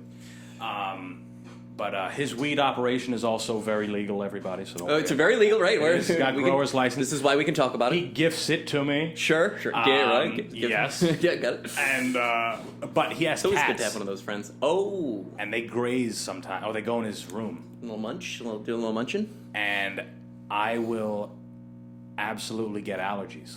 Oh yeah, I have cat Bad. allergies too. Bad. Do you know why? Let's hear it. So, the allergies you have from a cat are the proteins found in their saliva. Interesting. So it's not the hair, per se. It's the proteins in their saliva that upset your allergies. The reason the hair affects you is because they clean themselves and they lick themselves to clean, and that spit dries on their fur and flakes off as a powdered dander. Sure. Right? And that's what upsets your allergies. So, when they chew the bud and they're grazing on this bud, they're leaving that spit behind. And it just clicked in my head. Right. That's It might even probably be why. just walking Yeah, that too. right Yeah, past it, of too. course, yeah. But I've pulled out big hairs. Oh yeah, of course. I'm like, sure, what sure. the fuck, What is this? Tyler? Is this a little extra? A little extra son for you. of a bitch. A little extra for you. Yeah, that's. I mean, so I was trimming weed for a kid. I'm a decent trimmer. Yeah. I was doing that as a side gig for a little while. If you're good at it, you can actually make a good amount of money as long as you're fast and you produce, the good buds. Sure. Yeah, they pay like $150 a pound is usually the going rate. Damn. Yeah. It's pretty good. And I How could long get- do you go through a pound? It probably, an hour? No, like 4 hours. Oh, okay. Like 4 hours. That makes sense. Yeah. It takes a while. I'm undermining the process. If you're really good at it, maybe less, maybe like, Sure. 3, maybe even under 3 if you're a pro. Like, obviously, some of these guys hire, like, professional trimmers who can probably trim a pound in probably 2 hours. Right. Or less. For me, it was about 3.5 to 4 hours a pound. That's what I'm averaging. Sure. 8-hour shift, I get about 2 pounds done. But that's still $300 for 8 hours. That's Ain't fucking bad. great. And he's a good dude, so obviously we'd be chiefing the whole time. Sure. Because it's part of the process. Watching TV, trim some buds, smoke some weed. Yeah. Easy $300. That's a hell of a job. Yeah, it's a great job. But he had these guard dogs, 2 sweethearts, absolute sweethearts. But they would come and slobber on you and all this stuff while you're trimming the weed. So my weed's got all this dog hair and slobber, and I'm like, he's like, fuck it, dude. I'm sending it out by the pound. Who cares? I don't give a fuck. I'm like, dude, you're gonna sell this? I'm like, you're gonna sell this stuff? Yeah, it was questionable. Yeah. Questionable. It sounds it. It sounds like tainted supplements. You ever hear of Yes, that's a big thing. in like It's a big, sports? Yeah, it's a huge thing. Because what happens is a lot of these supplements, no matter how well you do your due diligence. Yes. Because there's athletes who they scour the backs of Oh, yeah, fucking yeah, things of course, and they of make course. sure it's all legit. It's the stuff they need, right? But what happens is a lot of the times they're made in big batches. Yeah, giant, massive batches And whatever was in that bowl before is getting mixed up. might have had a banned substance in it. Right. Might have had a little EPO, a little Turnaball. What's the ephedra? I don't know. Ephedra. I think Like the ephedra caffeine stuff? Ephedra or ephedrine. Yeah, I think they've since banned it since it used to be a pre-workout supplement that was Sure. like, on the line, like Yes. questionably legal, and they've Yeah, since yeah. banned it. They took it off. Yeah, it gives people heart attacks. But yeah, well, I believe, pre-workout so people are. I think where you're going with this, if I'm not mistaken, is people are failing their tests and stuff like that. yeah, and they're like, because- "What the fuck? Yeah. What is this?" That's fucked up. But also, it's giving people who are actually doing drugs an out. They're like, Right. "Oh, I took a creatine." Creatine. It was in the. Yeah. It was fucked with. Yeah. It was adulterated. Like John Jones, he took Johnny Bones. He Yeah. took a dick pill, Okay. and it had something in it. Sure. And he tested positive. But it was probably one of those pressies, like a fake dick pill, because Yeah, Viagra's like a gas expensive. station. Viagra's expensive, Right. You know what I mean? Like a Oh gas yeah, like the station gas pill. station dick pills. Who the fuck knows what's in that shit, dude? The rhino stuff. I look at that. I walk up to the counter. I asked the guy the other day, a couple weeks ago. Yeah. Did people actually buy this shit? Yeah. He's like, yeah. He's like, I wouldn't. He's like, Right. but people do. The shit they have next to that, like the caffeine pills. Yeah, the no-dos and stuff like that for Dude. truckers. Yeah. I've seen, like, I saw a kid crack one of those open and snort it in a wrestling tournament. Woo! Not at the tournament, the night before. To be honest with you, that's how I survived touring with the band. Was caffeine pills. The caffeine no-dos. pills. No-dos was huge for me. Got you. Yeah. Yeah.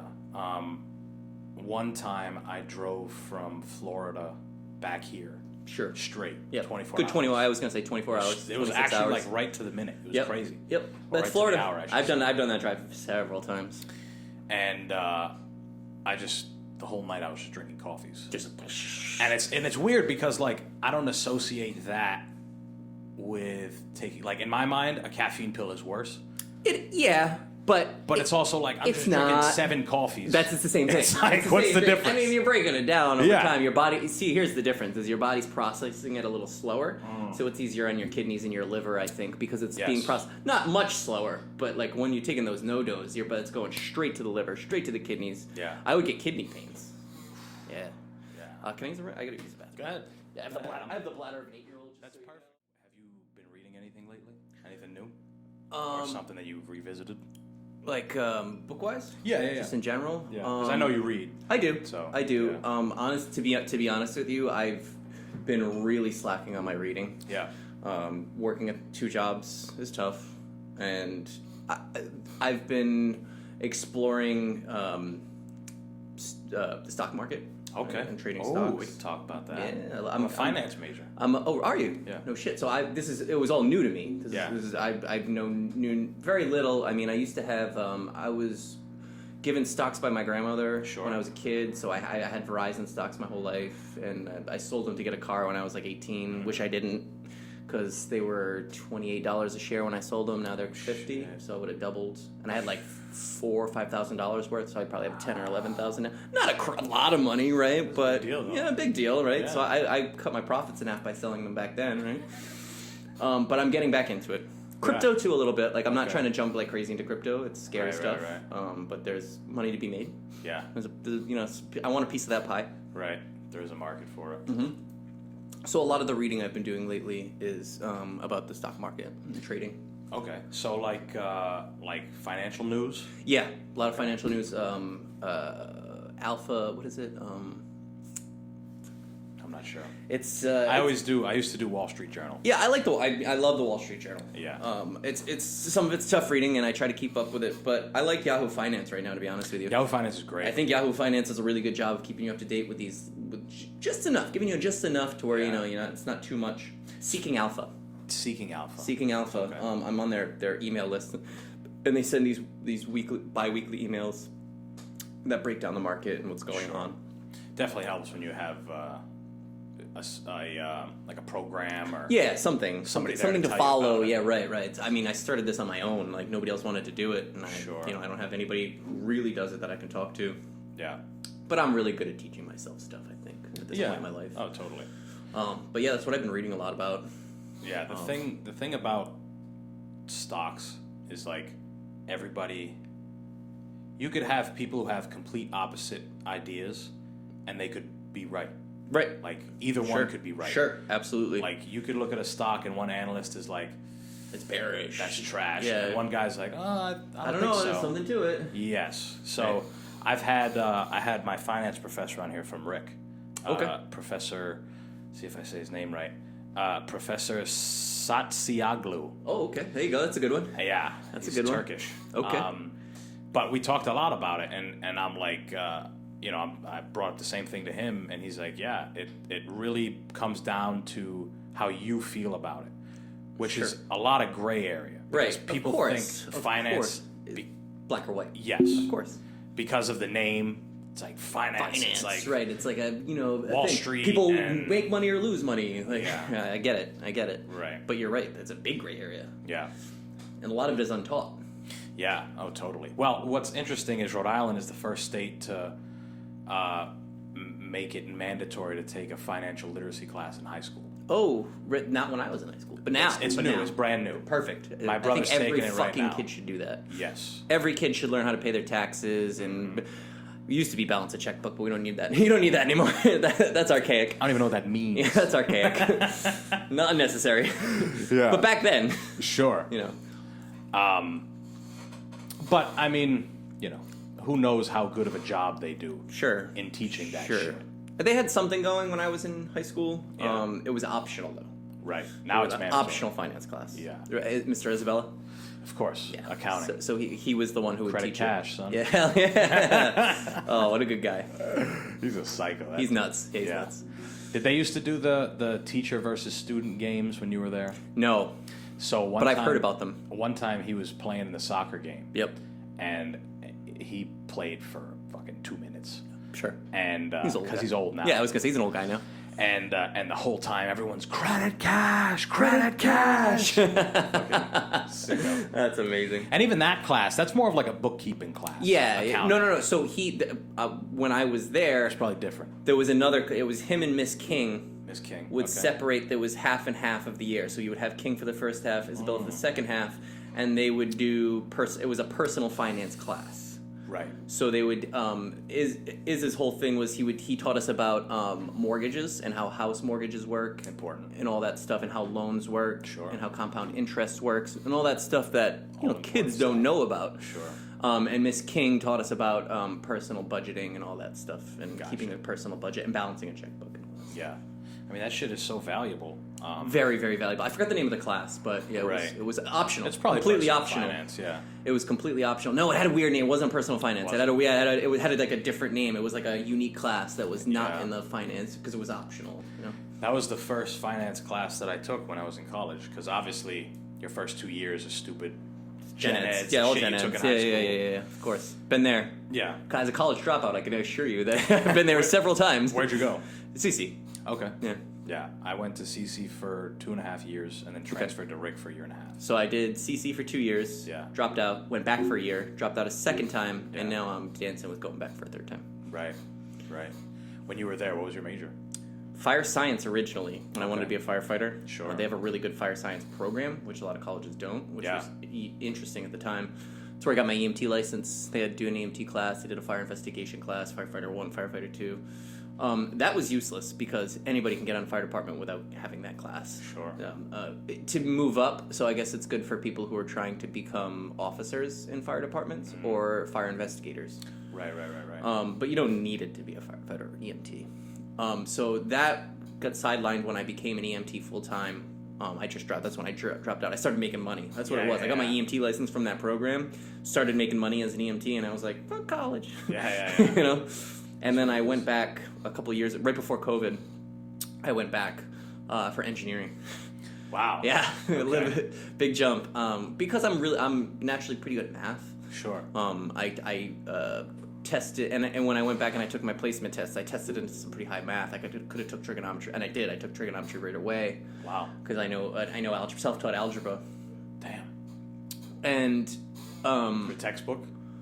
yeah, just kind of, yeah, just like learning it for different various reasons. I like science, Sure. stuff like that. Science and math. Some people are Yeah. English history, others Exactly, are science, math. exactly. Yeah, I'm yeah. a terrible writer. Sure. Like my English is awful. I like reading, but it's fucking terrible. Yeah. I wish I could write. That's like the one outlet I wish I had. It's Writing. Like, write. Everybody wants to write, right? But Yeah. I've always been a little more inclined to the writing or the English and history. Yeah, no, of course. It's Right. interesting. I love history. It's very interesting. Like I'm people are like history is boring. And I'm like, Speaking of history, funny thing, me and my buddy did like a week ago. We ate some mushroom chocolate. Yeah, And we very wa- popular now. It is, yeah. And we watched World War II in color.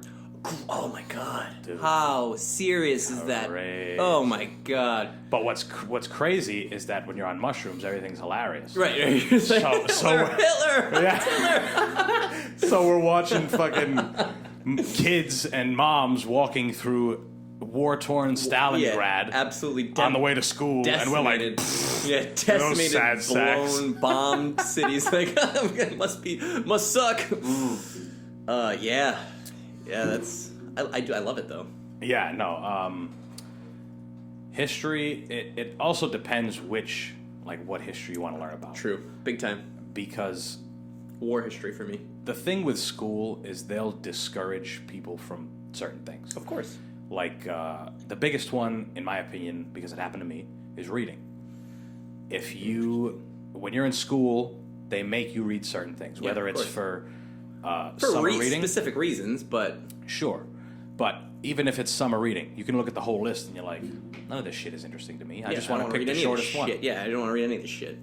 That, and then when you're in class, they're like, we're going to read, what's that book where they kill Lenny at the end? Oh, Of Mice and Men. Of Mice and Men. We're Yeah. going to read Of Mice and Men. We're going to Fucking read great. The Two Crucible. hobos that fucking kill each other. Yeah, exactly. One rapes a girl, the other one kills a guy. How sweet. Yeah, great. Yeah, but that happens to a lot of kids because Sure. until they get old enough and they They're like, realize... why am I reading this fucking garbage? Yeah, and then it's like you can learn history on something you've always thought was cool. Like, Exactly. You know. And that's why I'm a, and this is because in my opinion, and I love to say it, the education system, especially in the 90s, failed me big time. Sure. Failed me. To a T. North Providence school system, fuck you. You Yeah. failed me. You failed me because I have ADD pretty bad. Sure. Yeah, it's very bad. And back My brother, then, too. Yeah, back then it was not what it is now. It was not Nobody as just- studied. People would be like, Hey, pay yeah, attention. pay attention. Yeah. Like, yeah. He's lazy. He's not stupid. He's lazy. He doesn't, and it, for the most part, that's what it was. Is that I didn't want to learn about things I didn't give a fuck about. Sure. My attention it physically hurt me. It just bothered me from the inside out to try to read or learn something I did not give a shit about. Yeah. And none of these people wanted to try to get me. My most successful teachers when I was a kid were teachers who got me to like what I had to learn because they found a reason for me to want to learn it. Sure. Right, and that was where I found success in education. Because I'm not a stupid person, Right. but it was hard for me. Well, what they do is, over time they've trained you to learn how to work. And Right. what happens? People get jobs they don't like. Uh-huh. So Of course. deal with it. Deal with it, right? Right. That you're stuck there now. Go to school. Now it's kind of shifted where school, high school, school before college, Yeah. pretty much just gets you ready to go to college. Exactly. It's not exactly. so You're much- prepared. yeah. You make that decision when you get to college. Yes. Sure. Which is great. I think that's a lot better. Right. I think it's better. It's not But- perfect. They also, again, I agree with you. Some of the stupidest fucking people I've ever spoken to were counselors. Yeah. Counselors counselors in middle school, high school, community even college, even college, regular Absolutely. college. Every counselor I've spoken to has said, you shouldn't do this, you can't do this. Yeah, don't do that. You don't want to do that. Exactly. Yeah, right. And it's like, what don't the tell me fuck what do I you want. know? Yeah, don't tell me what I fucking want. And what they do, because I had a friend who was in the top 20 in the class. Sure. We're talking about high school. Yeah. Top 20 in the class, did well. Those kids get the Gifted. attention. Yeah, of course they do. Of Because course. Absolutely. they're From early elementary school, they get Yes. the attention. Because they're the ones who make the school look better. Of course. When they go standardized testing and all this garbage that shouldn't exist. Yes. Standardized testing is the worst. The worst. I said that to my brother the other day. Absolutely. Standardized testing should not exist. A bunch of guys in suits at the state. We need metrics. Yeah. We need metrics Yeah. right now. Yeah, like we need to make people move to our state so they can spend money. right. That's That's what what it it is. all is. That's really what it is. It's who's getting the money Yes. because who needs it the most. Yeah. And standardized testing is ridiculous. Yeah. But what happens is they'll give up on a student sooner than should. Way sooner. You know? Way sooner. I'm an example of that. They gave up on me. Right. They pushed me off. They gave me an IEP, Sure. which is Independent Education Program, special education. Sure. You know, and some of these kids really need that. You know what I mean? Don't get me wrong. Some kids have real learning disabilities that need to be in special education, that need an aid, that need somebody to be there. I didn't need that. You didn't need that. I just needed somebody to get me excited about what I was learning about. Sure. You know, make me give a fuck about what I was learning about and not want to go home and play N64. That's what I needed. Well, that's the thing, too, is being a teacher is fucking, like... Oh, If I said, hey, after this, I want you to take a big group of people, wake them up really early, put them in a place that they don't want to be. don't want to be, teach them a bunch of shit about They don't want to know. rose petals. Yeah, right. Something they're not interested in. Don't want to know. Make sure they grasp it enough so that they do well on your test. Go make them run around the track in between. Yes. Let them eat. Let them socialize a little. Yeah. Right? Not too much. Not too much. Right. Not too much. Give them some classes that may seem interesting to them, but again, May. too much. Not too much. Yeah. Yeah. Right. That's it. Yeah. You nailed it. You nailed it. It's like the show or the movie Accepted. You ever watch Accepted? Old school movie? Yeah. Yes. It's been a long time since I watched it. When the kid gets denied from every college. Every college. Yeah. Makes yeah. his own. Yep. South Harmon Institute of South Harmon. Technology. Yeah. South Harmon Institute. Yeah. Yeah. Who is in that? There's some good people in That's that. the kid. I forget his name. It's the kid. Jonah Hill's in it. Justin Long is in it as well. Is that his name? The yeah. kid from the other movie in the restaurant. Waiting. Yeah, Waiting. Justin Long. That is Yes. him. Yes, that is him. Him. Yeah, he Jonah- makes his own. And who's the principal? The dean? It's like somebody fucking stupid. It's Al Franken. Yes. It's Al Franken. Yes. Yes. Great movie. Yeah, Haven't seen it yeah, in yeah. a very long time. Yeah. Is that Show Me Your Wiener? Yeah. Jonah Hill is all fat. Yeah, curly he was hair. young. That was like right after Superbad. Yeah. And in that movie, as stupid as it is, They bring up a good point. it's true. Even at the end, it's like they're on trial, and it's like, okay, But this these isn't kids are literally learning what they want to learn. exactly. This They isn't. made their own curriculum. Mhm. And it sounds silly. Yeah. But there's something fucking to that. Oh, totally. Right? Totally. Because he brings up the point. He's like, "What did you do? What I did you learned do? to do What this. did you do?" I And learned to he's- do this. I learned to... Yeah, right. Yeah, but like at the end, he brings up the question when they're in the courtroom, and he's like, was it what you're doing now? Is that what you actually wanted to do?" And then at the end, when they say you guys are good, keep doing your school, the judge goes up to him and he's like, "I wanted to play jazz trombone." Yeah, I wanted to play jazz trombone. Yeah, but now you're a judge. But yeah, exactly. Yeah. Exactly. Is it a good career? Yes. Is it Yeah. the career for you? No. Maybe. Is it truly what you want? Exactly. Like truly what you want. And that's why I told you I was in engineering school. I went Yeah. to school for engineering because A, it makes good money. B, I can do it, and I did. I had all A's up Yeah. until COVID, and we had to learn from home. I was doing sucks. very well. Yeah. But I hated it. Yeah. I didn't like it. And every engineer I talked to said the same thing. Oh, it only gets more boring when you get out of school. Right. It's the most boring job there is. Sure. You know. But that's every job. Like Sure. you can look at the guy who built the Empire State Building. You're like, wow, that motherfucker That was did something cool. crazy. Yeah. And it was But he was probably like drawing in a, plans all day and Yeah. fucking racking his brain and pulling his hair out. and what he had to do before that, Right. which was not only boring but probably harder. Sure. He probably didn't have as much of a team around him. Sure. You know. That's crazy. Yeah. But very true, man. Yeah. very true. And a lot of the things that we want is something that we decided on when we were children. Yeah. But we forget about it because things like money, things like status, things like Everything gets in the way, right? Life gets in the way. yeah, you don't want your family to think you're a bum. You don't Sure, want right. You have all something to these prove to things. someone, whoever it may be, family, Right. spouse, your own children. I mean, Sure. people go back to school after they've had kids. You're right. You lose that vision. Yeah. You lose that original spark of vision. I actually, that's great that you brought that up. I've been trying to get back to that. Right. I'm in this process of finding myself and trying to go back and figure out what I want to do. Sure. I still haven't figured it out since I hurt my back. That I told you ever since I hurt my back 8 years ago. I've been scrambling. I've had a lot of cool opportunities, but I've been trying to figure out what I want to do. Sure. And it's not fucking easy as an adult, man. It's not at all. It's not. That's the shit nobody tells you about. That's People it. remember when you were in middle school and teachers like, wait till you get out in real life. With the real world. and you're a kid and you're like, what the fuck is she talking What the fuck about? does that mean? Yeah. Like, oh, this is what she fucking meant. You're like, oh, my entire day damn. isn't completely regimented. Yes, I have to do it myself. Yeah. Like, I can kind of pick and choose what I want to do. Yeah. Yeah. And that's the other thing. It's like, freedom can be like a gift and a curse. Oh yeah, Because of it's course. like, I can do anything. And then it's like, I can do anything? can do anything. Like, what? What do I do? What? Exactly. What's most important? Yeah. What do I have to do? What should I do? Yeah, I mean, you're right. It is. Yeah. And I think for some people who lose track of that is they follow the wrong signals, right? Or they follow the signals that were placed for them. Right. And then they realize the that... easy ones to see are the ones that were put right in front of them by others. Sure. By their parents. Oh, think for yourself, man. That's not a favorable fucking position to be in for most people. It's not something that most people are even capable of as adults. Sure.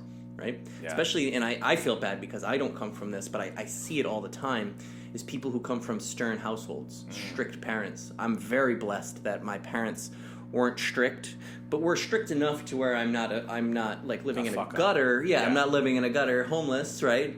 Which, I mean, I don't want to, rag on homeless people. Everybody has their own story. Sure. Everybody gets their Get own a way. job. No. Yeah, well, that's the. I don't want to say that, but I'm lucky that I didn't end up there. But my parents weren't very strict, so I've had a lot of leeway, and I see a lot of people who grew up in these strict households who feel like at 30 years old, 35 years old, even 25 years old, still feel like they have to prove something to their parents. And it's like, dude, you don't have to prove anything to your parents. Sure. Do you love your parents? You can still support them and be there for them, and you don't have to make them happy. Like that's that is no longer your responsibility. It never really was. Sure. Well, what happens is when you come from a certain background, it's like they expect you to follow something. Right. Like if your family came from an academic background, they want you to go college. All A's. Yes. Gotta go to college. Yeah. Military background. Yes, exactly. I get it. Business, all that shit. And it goes right down. Oh yeah. It goes down to like middle class too. Of course. My dad's a plumber. I got to be a plumber. Yes. Yeah, sure. Exactly. I get it. That's exactly what I was going to say. I have a friend group where their dad is a plumber. I just said that. That's so funny. And one of the kids a plumber, the other kid's a welder, the other one's an electrician. I knew it. I could have guessed that, and not to rag on them, not to say that that's bad because maybe they like it. Sure. I'm sure the electricians make it a fuck ton of money. Oh hell yeah. And that's actually too. something I explored. Yeah, plumbers too. Yeah. Even welder too. Mm-hmm. Welder's great. Actually, he's probably having the most fun out of all of them. Yeah, electric boat. Oh, my buddy is a welder at electric boat too. Yeah. We all know somebody who works at electric boat. A guy got fucking killed there, smushed. I was in a scissor lift. My friend that I just mentioned was there when it happened. Oh. Yeah, he didn't see it happen. Yeah. And he didn't see the violent aftermath, but he did see them cleaning up the blood. He did because he's a shift supervisor. Yeah. Yeah, crushed in a scissor lift. Went right down on him. Damn. Yeah. I guess there was something, I don't want to speculate or anything like that, but from the inside info that I got, there was some stuff going on, like some safety stuff that was overlooked, some serious safety issues that were overlooked, and a lot of people got into a lot of shit for that. They're going to get paid, that family, if they haven't yet. Oh, they will. Oh, yeah. Dude, General Electric is going to pay them big money. Yeah. I mean, is it worth it? No. Oh, God. To lose your loved one? Unless he was a piece of shit that nobody liked. I mean, God rest his soul. Like, yeah, God rest his soul, but I mean, maybe, who knows? Who knows? Yeah. But, that's a big, they're going to get a payout. Well, the thing, just to go back on what we were talking about, there's so many ways to live. Oh, there's so many ways to live this life. It's like... Sure. Oh, God, endless. I don't know if you've ever heard of Jean-Paul Sartre. No. He's a philosopher. He's fucking dead. Sure. As most of them are. Most of them are. All the modern ones, nobody cares about. Nobody gives a fuck about them. Jordan Peterson. Once they're dead, they will, I'm sure. Exactly. And Sartre, he's the guy who created the idea of existentialism.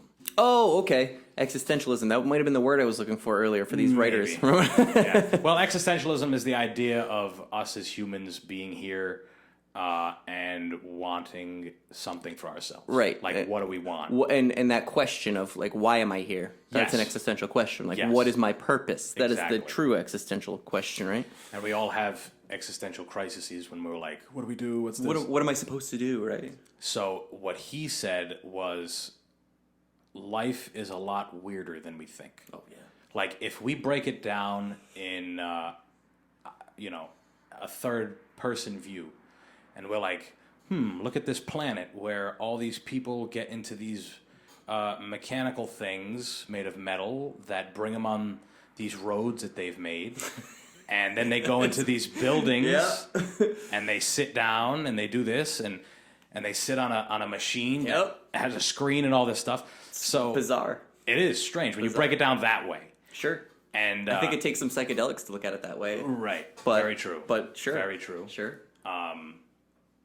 But he talks about how you can do anything. If what you're doing now isn't necessary, he's like, you can go move to another country and live a completely different life. Nothing's physically keeping you from doing that. Yes. You can go to the Philippines and be an orange farmer. Totally. If you fucking wanted to. Absolutely. You know? Absolutely. And I explore those options every day. of my life. Every day. Do I want to move to the Philippines and become an orange farmer? Yeah. Maybe. Exactly. It could be better than this. But once you realize that, then you live so much freer. Sure. You take the 50-day tour with the band. Absolutely. You know? And I was just going to say that's I was gifted that opportunity. Yeah. But it is a gift, like you said, and a curse. Sure. It's the freedom. It's that thing. It's a gift and a curse to know that and live that way. Yeah. Yes, we can do whatever we want, but our options are endless. Right? Yeah. Where do you go? That's why back we were talking about Hunter S. Thompson. I don't know if you ever heard his schedule. No. They read his, I guess he journaled. Yes. I knew that. Schedule. Yep. And it's craziness. Like he wakes up at 3 p.m. It's all backwards. Good God. All backwards. Nonsense, I'm sure. He starts writing at midnight. Yeah, right. Writes till 6 a.m. Like 6 a.m. Goes to bed. Wakes up in the mid-afternoon. And then from there, it's drugs. Like of course. Right off right away. 6:03 or 3:03 p.m. Cocaine. Right. He breaks to wake myself up. Yeah. Yeah. He breaks it down, and it's like that guy is one of the most prolific writers that ever lived, regardless of whether you like him or not. Sure. But he did it his own way. Yeah, of course. And it made it happen. And who's to say that you can't do that too? Right. I agree, and I think, Hunter S. Thompson aside, I think if you look at the lifestyles of a lot of prolific people in the world, like another example, Winston Churchill. Sure. Look at what he did every day. If you look at he drank a full glass of brandy when he woke up in the early afternoon. I mean, in the late morning. In the late morning, had a cigar, and that was his breakfast, was a cigar and brandy. All day. And then went and fought a war, and won a war. Yeah. You know, and with the Germans bombing his city, would wake up, full English breakfast, glass of brandy, cigar, a nap after breakfast, and then went about his day cocked. Still won a war. Sure. You know, still to this day a very prolific historical figure, right, who a lot of people look up to. Yeah, totally. You know, but we were talking about cigars. I mean, he's got a cigar named after him. The Churchill. Now it's a size. It's fucking huge. It's massive. Because, right, exactly. When I used to work at that cigar bar we were talking about, there was a guy that would come in. You could be a member there. Okay. And he was a member, and he would come in, every day. Sure. Pretty much. Yeah. And those cigar smokers, they do. He'd get like 4 or 5 Churchills. And he might smoke one there, have a drink. Sure. And then he'd get the fuck... And he would be just... Like, I would be waiting to check him out, like with the card and whatever. And he's just sitting there, not moving, not doing anything. Oh, dude, dying, right? Dying. Yeah. Yeah, man. That's crazy. That shit's crazy. That's crazy. Yeah. But that goes back to, I think that's why a lot of people have trouble breaking out of these cycles. It's what you're used to. Yeah. It's leaving your comfort zone. So you want to go be an orange farmer in the Philippines, right? Yeah. We'll go back to that. How hard is that going to be for you to get out of your comfort zone to do that? For most people, pretty impossible, right? Sure. Of course. Sure. But it's not really impossible. Right. But the way your brain has been built by you and others around you, it is now almost impossible or near impossible for you to at least imagine that and picture that. Conceptualize. Yeah, conceptual. Thank you. That's the word I was looking for. Well, our brains are very primitive. Oh, yeah. It's reactionary. Sure. And we can't tell the difference between I can't pay bills versus the caveman who was running from a saber tooth. Right. Our minds work the same way. It's the same, right. It's the same chemicals that are being released. Yeah. It's the same fight or flight, feed or breed. These same cycles, right? These same, it's the same. You're right. I agree. And what's interesting about the two people we named, Churchill and Thompson, is by most standards, they lived awful lives in the sense of health. Oh, of course. Terrible. Absolutely. And they live to be old. Old. Hunter S. Thompson killed himself. Old motherfuckers. Yeah. Like, who knows how long he would have lived. Of course. He was in his 60s? I think he was 69. Yeah, okay, almost in his 70s. Yeah. Oh, exactly. And Churchill, he was old. He was old, too. Whole time. Yeah. He was never young. Never young. He was old his whole life. Like Morgan Freeman. Yeah, right. I'll just Find a picture of young born Morgan old. Freeman. Yeah, you can't. You're not going It's to do impossible. Or Red Fox. Yeah. Find a picture of it. Oh, young Red God. Fox. Young Red Fox? Not going to happen. Oh, actually, yes. I'm going to find you a picture of old Red Fox right now. He used to be boys with Malcolm X. Really? Yeah, they used to run the streets together when they were young. I believe that. And then they obviously, got old. And there's a picture of them when they're older and they're like with each other laughing and shit. It's only funny. The whole reason I have to look at, oh God, they're giving me actual. Malcolm X's daughter just got killed, I'm pretty sure. Either got killed or died. Really? I think she died, like heart Well, attack. I was going to say she's got to be pretty old at this point too. Yeah, she might have been close to 60. But those guys were incredibly unhealthy. And the fact that they lived to a certain point that everybody's fighting to live. He still doesn't look young. I'm sorry, but he still doesn't look young. That's the picture I was thinking of, Sure. and you are correct. He still looks like an old man. He still looks old. Sure. That's the thing with that old generation. Like, oh, yeah, go ahead. Like when we were talking about how we're losing testosterone, we're losing all this shit. Yeah. If you just look at the men from those days. Oh, God, burly ass guys. Oh, my God, dude. If you look at like basketball videos from the 70s. They don't have to work. They didn't have to work out for their muscles. No. They just had muscles. Yeah. Yeah, they just came out of the womb with muscles. Yeah. And there's all those like old school stories of like boxers who would fight 25 rounds drinking brandy in between rounds. And have a fight every month. Yes. And have a fight every month. Yes. Or every week in some instances, right? Funny story, Tyson Fury. Yep, I like Tyson Fury. He's fucking awesome. I love Tyson Fury. The first time he fought Deontay, he drank 2 pints before the... Good God. Because he said, fuck it, who Yeah, cares? who cares? He's like, who gives, didn't hurt me much. Yeah, right. Well, that's the thing. Marshawn Lynch Yeah. would have a shot of Hennessy before every game to get right, or to get right, as he says. Yeah. And he couldn't play without it. He said most players are taking shots of Toradol. He's like, I'm taking 2 shots of Hennessy before my game. Yeah. To get in the right mindset. See, that always worried me, though, because it's like, if you don't have that shot of Hennessy, now in your mind, it's like, Ooh, I'm fucked. I don't have my lucky socks, Right. That is it. That is it. That becomes a crutch. Yes. That happened to me when I used to work out. I found myself being an amateur bodybuilder with John Larkin when we were 16 years old. Sure, that's what we all are. Right, and you're like, I'm gonna be big. I'm gonna be Jay Cutler. I'm gonna be Gary Coleman. And Ronnie Coleman. Oh, Gary Coleman is the small man who's a bodyguard. Ronnie Coleman, yes. He's dead. Ronnie Coleman is actually in terrible shape now. Yeah, he's small, but I mean back then, I'm talking like mid 2000s. In his height, his heyday, 8-time Mr. Olympia. Gary Coleman getting beaten by his. What you talking about, Willis? Getting beaten by his wife. But yeah, no. I found myself. My crutch was a pre-workout, right? Yeah. And I still find myself in this cycle. Sure. You get so used to working out with a pre-workout, you go to the gym without one. What do I do? Yeah. This is a shitty workout. I'm terrible. I'm Yeah. awful. And it had become a crutch. And that's a mind thing, because as soon as you start saying you're awful, you're terrible, then it's like... You're going to have a bad time. You're going to be. No, of course. Yeah. Of course. We used to drink hyphy mud. What? You ever hear of hyphy mud? No. You know Cali Muscle? Yeah, Kelly Muscle, yep. He's yoked up. Yeah. And he obviously does steroids. They all do steroids. Clearly. And he talked about something that he would take in jail called hyphy mud. And he's like, what we would do is we'd take Coca-Cola and we'd take instant coffee. Oh my Pour it in there. God. Mix it up. It would foam up. Foam up, be muddy, like this thick. And you pound it. And we were like, okay, let's do that. look how big that guy is. That guy is massive. Yeah. We're going to do that. Forget meanwhile, the needle. it's the steroids. Yes. Yeah, meanwhile, it's the steroids. Exactly.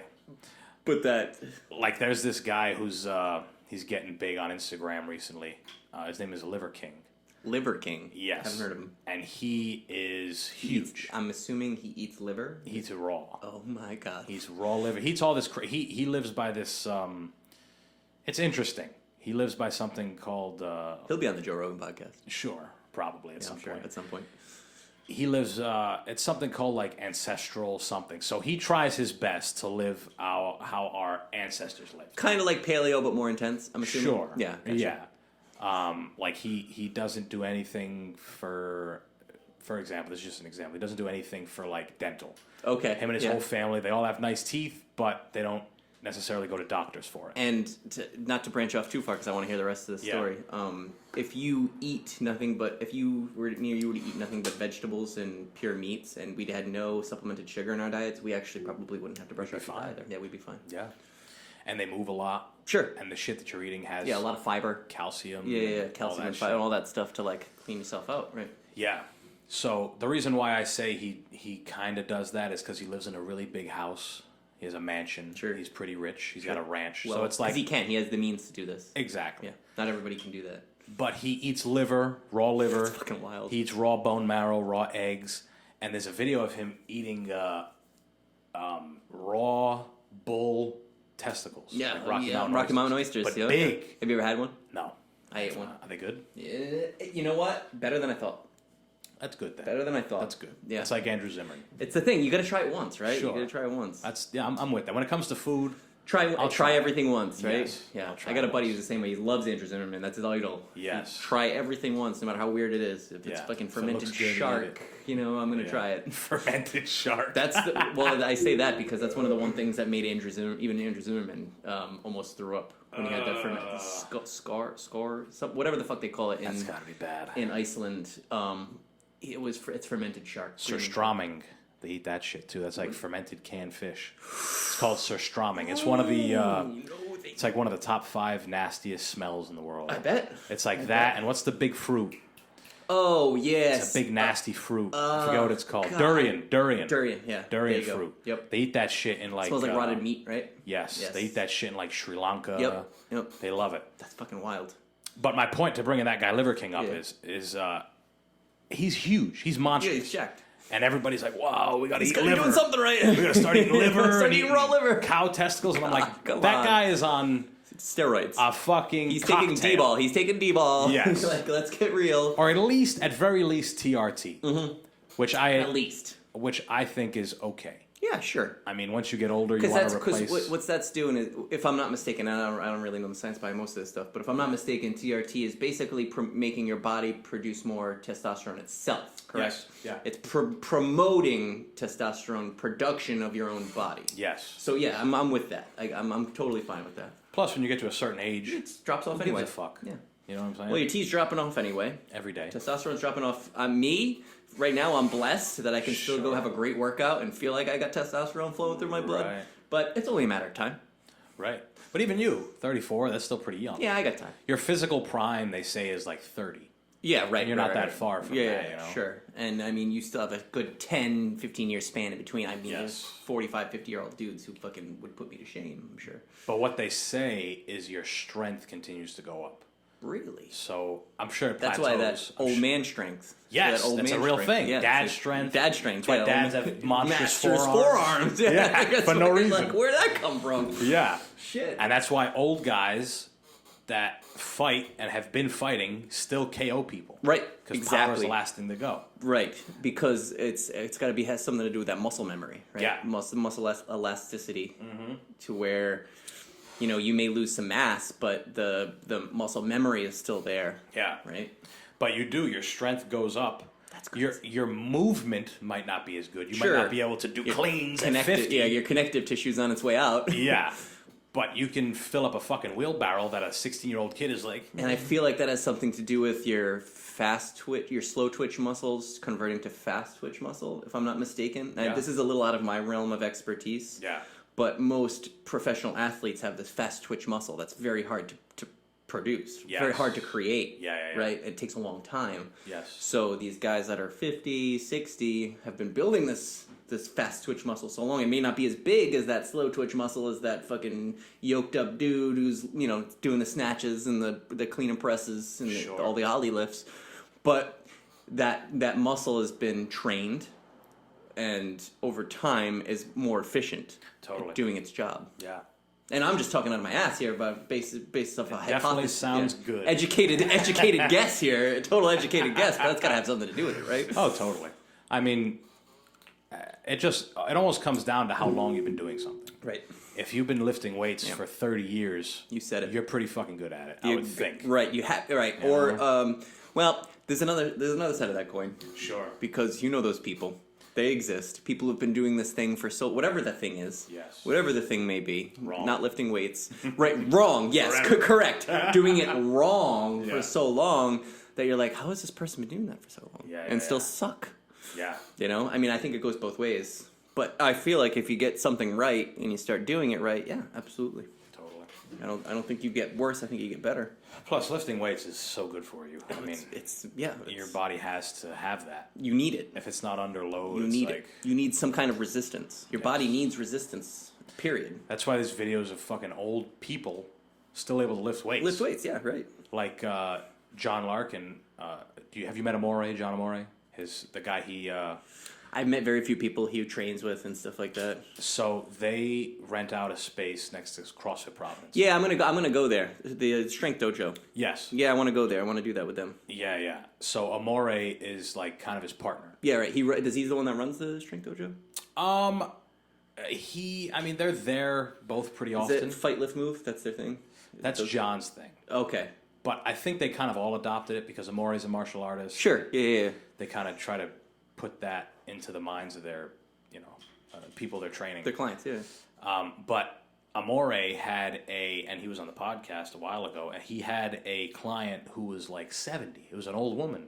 Oh, woman too, right? It was an old woman, and he's like, in his mind, he's like, okay, I'll do it, but I've never trained anybody like this. I don't know exactly what she can do, what she's capable of, but what she shouldn't be doing. Yes, right? That's a liability at that point.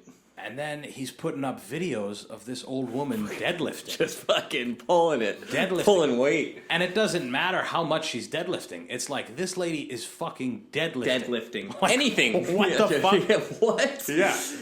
Yeah, that's the human body for you, right? Yeah. It's capable of amazing things. And she never did anything before that, which is even crazier. Zero experience? In terms of weightlifting. That's wild. He told me she used to ride horses. That's its own thing. Sure. Broke a hymen probably pretty early, right? I was gonna say it. Yeah. You said it first. But forget the fact that it's an old woman lifting weights and able to deadlift. Sure. Just the fact that there's a person that old willing to do something new. Willing to try that. Learn something new. Completely. Right. I mean, I feel like that's how we grow, right? Pushing yourself out of your comfort zone, trying something new that you don't think you'd be good at, because let's be real, that's you telling yourself you're not going to be good at it. That's not reality. Yes. That woman, probably any other old woman, 99.99% of other old women would tell themselves, I can't do that, I'll break. Yeah. But that woman said, fuck that. Let me try it. Yeah. Let me try it. Not fuck that, not, let me try it. Sure. Let me see. Here we are. Yeah. Watching old women deadlift. Yeah. I remember my grandmother one time, she's like, and she's 84, and she doesn't hang out with other old people, because she's like, I don't want to be old. Who does? Who wants to hang out with other old people? Right. And she ended up getting a membership at the senior center in North Providence. Coolix. Yes. Yeah, that's not new. far from here at all. There used to be an old mill. That used to be an old plant or something. Really? They knocked it down. Yeah, we used to break into that building when I was a kid. And they're like, fuck it, let's put the olds in there. Yeah, let's get the old. Well, no, they built that from the. I mean, they knocked that old building down and built that senior center. That's actually a pretty nice place. Yeah. But she went there, and they were doing classes for learning how to use a computer. Oh, perfect. And she's like, I want to go take that shit. Yeah, I want to learn, right? Old people. My grandmother to this day uses a email. Yeah. Has a Facebook. She's 88. Yeah. She's about to be 90 in a couple of years, and she's doing it because she learned. You know what I mean? Yes. She took the time. They also know at that age that, like, if I stop doing shit, I'll probably fucking die. I mean, yes. It's probably over. If I stop doing anything, if I stop moving, I'm gonna die. Yeah, you're right. But I feel like that's anything. I mean, even at my age, at 34, if I were to let technology go right now and just stick to the technology I know, like even smartphones, like technology that's common every day. If I just stuck to that technology now at my age, I feel like in 5 years I would know nothing. Oh, exactly. And I would be out of the loop. Yes. And I would be like having my fucking friends have to teach me stuff or whatever it is. Sure. Well, that's the thing. People are so nervous to try. Oh yeah. We've talked about the Even comfort me. zone and all this shit the whole time. Oh, we all do it. Yeah, But that's it. It's specifically when it comes to trying something new. Yeah. Something you've always wanted. it's not comfortable. Yeah. It's not comfortable. Because you don't want to be wrong. Especially having to learn from somebody you either don't know, Sure. or you're not comfortable with. You know what I mean? Having an instructor or a mentor that you're not necessarily comfortable, or even have to learn it yourself. Yeah. You know, That's even harder for some people. It's humility. You have to be willing to Yes. make an ass of yourself. Not that you're going to, but you have to be willing to accept that you may indeed be making an ass of yourself. Yeah. To who though? To who? Your teacher. Exactly. Who doesn't care already. Who doesn't give a wants you shit? to Who do does? well. It's that's in your head. And if they are making you feel shitty about it, No, then they're get a not new even. teacher. Yeah, you got a bad teacher. You know? Right? Yeah, absolutely. Yeah. It's our own mental blocks that we're putting up at that point. Yeah. Yeah. And what also, since we're talking about older people, if you're younger than them, Exactly. they completely are They'd like, be like, what what's am I this going to guy learn? saying? See that? So that's one thing that I like to think that I am very willing to do is learn from younger people than me. oh, totally. I've always been willing to, as long as I've been an adult. Obviously, no 18-year-old wants to listen to a 12-year-old kid tell him what to do. Sure. But at my age, like, I have no problem having a 20-year-old kid teach me something, Yeah. show me something, learn from them, because they obviously know something that I don't, and I'm Right. willing to pick that up. I'm not stubborn in my mind, and I'm like, what do they know? They don't know shit. They don't have any wisdom. Yeah, they might not have the wisdom that we have. Yeah. They might not have the wisdom that I have. But they have more intelligence than I have in something, Sure. and I want to learn that. Well, see that guy up there on the left over there, Miles Davis. Yeah, Miles Davis. Good old Miles Davis. He's famous for adapting throughout his career. Sure. He changed music. He changed music Right. like multiple times throughout his career. And it's He was playing jazz before jazz. well, he was playing his style of jazz. Right. Yeah, jazz is old, and maybe older than him. but- Yeah. Well, he learned from two guys who were known to play very busy. Okay. Dizzy Gillespie and Charlie Parker. Okay. Two guys that came up in the same time, and they played a This genre. had to be the 40s or 50s. Yes. Yeah, okay. And they played a genre of jazz that was known as bebop. Oh, bebop. Yep. And it's very busy. Yeah, a lot going on. It's a lot of... Timing's weird, right? Timing's real weird. That you're thinking more like free jazz. Okay, that's what I am thinking of. Yeah. Bebop was regimented in the Okay. sense that it started with a melody. Sure. The solos goes back to the melody. Yeah, okay. There is a regiment to it. Yes. But it's a lot going on. Very busy. A lot of instruments, like big band instruments going These on. solos in particular, very Okay. crazy all over the place. Okay. Wildness. Yeah, well, yeah, sure. Right? In terms of the solos. When he came up, he came up with those two guys when he was young. He was going to school in New York City. Okay. Juilliard. Yep. Oh, yeah. And in the daytime, he was learning Mozart and he was learning classical Classics. composition Yeah, on the classics. trumpet. Sure. And at night, he was going to 52nd Street and And playing seeing that. what people are playing right now. Yes. Yeah, what's going on now? So they'd wear his ass out on the horn. They'd be up there. He'd be up there an hour. Just doing it Forever. Forever, yeah, just doing it. And he realized something. He's like, let me slow this shit down. Yeah, let me not kill myself here. And he birthed cool jazz. Cool smooth jazz. Smooth jazz, that's very Shit right. that you play when you're fucking smoking a cigar Yeah. or laying down with a woman. The stuff that they play on Cowboy Bebop. Yeah, sure. I don't know what that I is. don't know if you like anime, but... No. Yeah. I apologize for even I- saying sure. I don't like anime, honestly. There's a handful I like. Yeah. But, yeah, Cowboy Bebop is an anime from, like, the early 2000s. Interesting. Full Metal Alchemist. Yeah, same time frame. Exact same time frame. Sure. Netflix just picked it up and did a live-action version of it. So you can check that out on Netflix. It's called And- Squid Game. No. yeah, right. Well, that is a live-action anime, first of all. Yeah. I wasn't a big fan.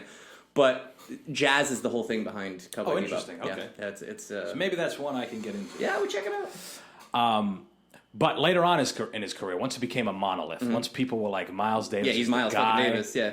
he started creating bands. He started putting bands together with younger artists. You ever hear of Okay. John Coltrane? Yeah, Coltrane. Yeah, I know Saxophone player. Yeah. Started with Miles Davis. He started Yeah. taking the younger generation Found talent. and he's like, I want to learn what's keeping these guys relevant now, implement it into my shit, Keep it moving. and keep it. And so later in his career, when he was old, in the 90s, he was using beat machines. Yeah, still learning, still Yes. innovating. I mean, that's what keeps you young. Yeah. That'll keep you young forever. Oh, yeah. That's the infinite wisdom right there. And he did heroin. Yeah, right. That goes back to like the Churchill Hunter S. Thompson thing. Exactly. It's that these people are still capable of these amazing things. Yeah. And what do we do? I mean, what are we doing? Right. You know? We're always so What did I nervous. do wrong? Yeah.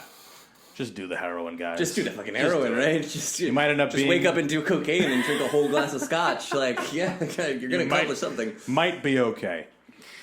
Corey, thank you so much, my friend, for Hey, coming Antonio, on. it was a great time. We're really gonna wrap enjoyed it. this thing up. Yeah, cool. I'd love to come back, talk again. We've gone for 2 hours. Wow, I felt Can like you 20 believe minutes. that? Yeah. I felt like 20 minutes. This is a long episode, guys. I hope you guys made it to the end. If you didn't listen in pieces, I really don't give a fuck. Don't listen. I'm gonna go back and listen. You know, Not that I like to hear my own voice or anything. nobody does. I send it to people, and I'm like, "Do with it what you want. You can share it." And they're like, "I'm not sharing." I don't want to this." listen to this shit. Yeah, I'm like, "You fuck, share it." I hate how I sound. Yeah. I always give people the option if you want to let people know where they can find you, follow you. If you don't give a fuck, I don't because I'm not. Sure. That's not my thing. That's fine. I follow others. I'm Yeah. a follower. sure. That's fine. No, because sometimes I don't do anything interesting enough to be followed. I feel you. You know? I feel you. Yeah, that's but thank you. I appreciate the opportunity. Yeah, no problem. So don't follow him. Don't Do even look up his name. Forget me. Yeah. But follow me because I am the important one here. Smoking Simian. Yes. Follow the show wherever you listen. If you're on YouTube, subscribe. What the fuck else do you do on YouTube? Share, share, comment. Boom. Like, share, comment. All the links are in the description, guys. Thank you so much for listening. We're done. Talk to y'all on Monday. Peace. Peace.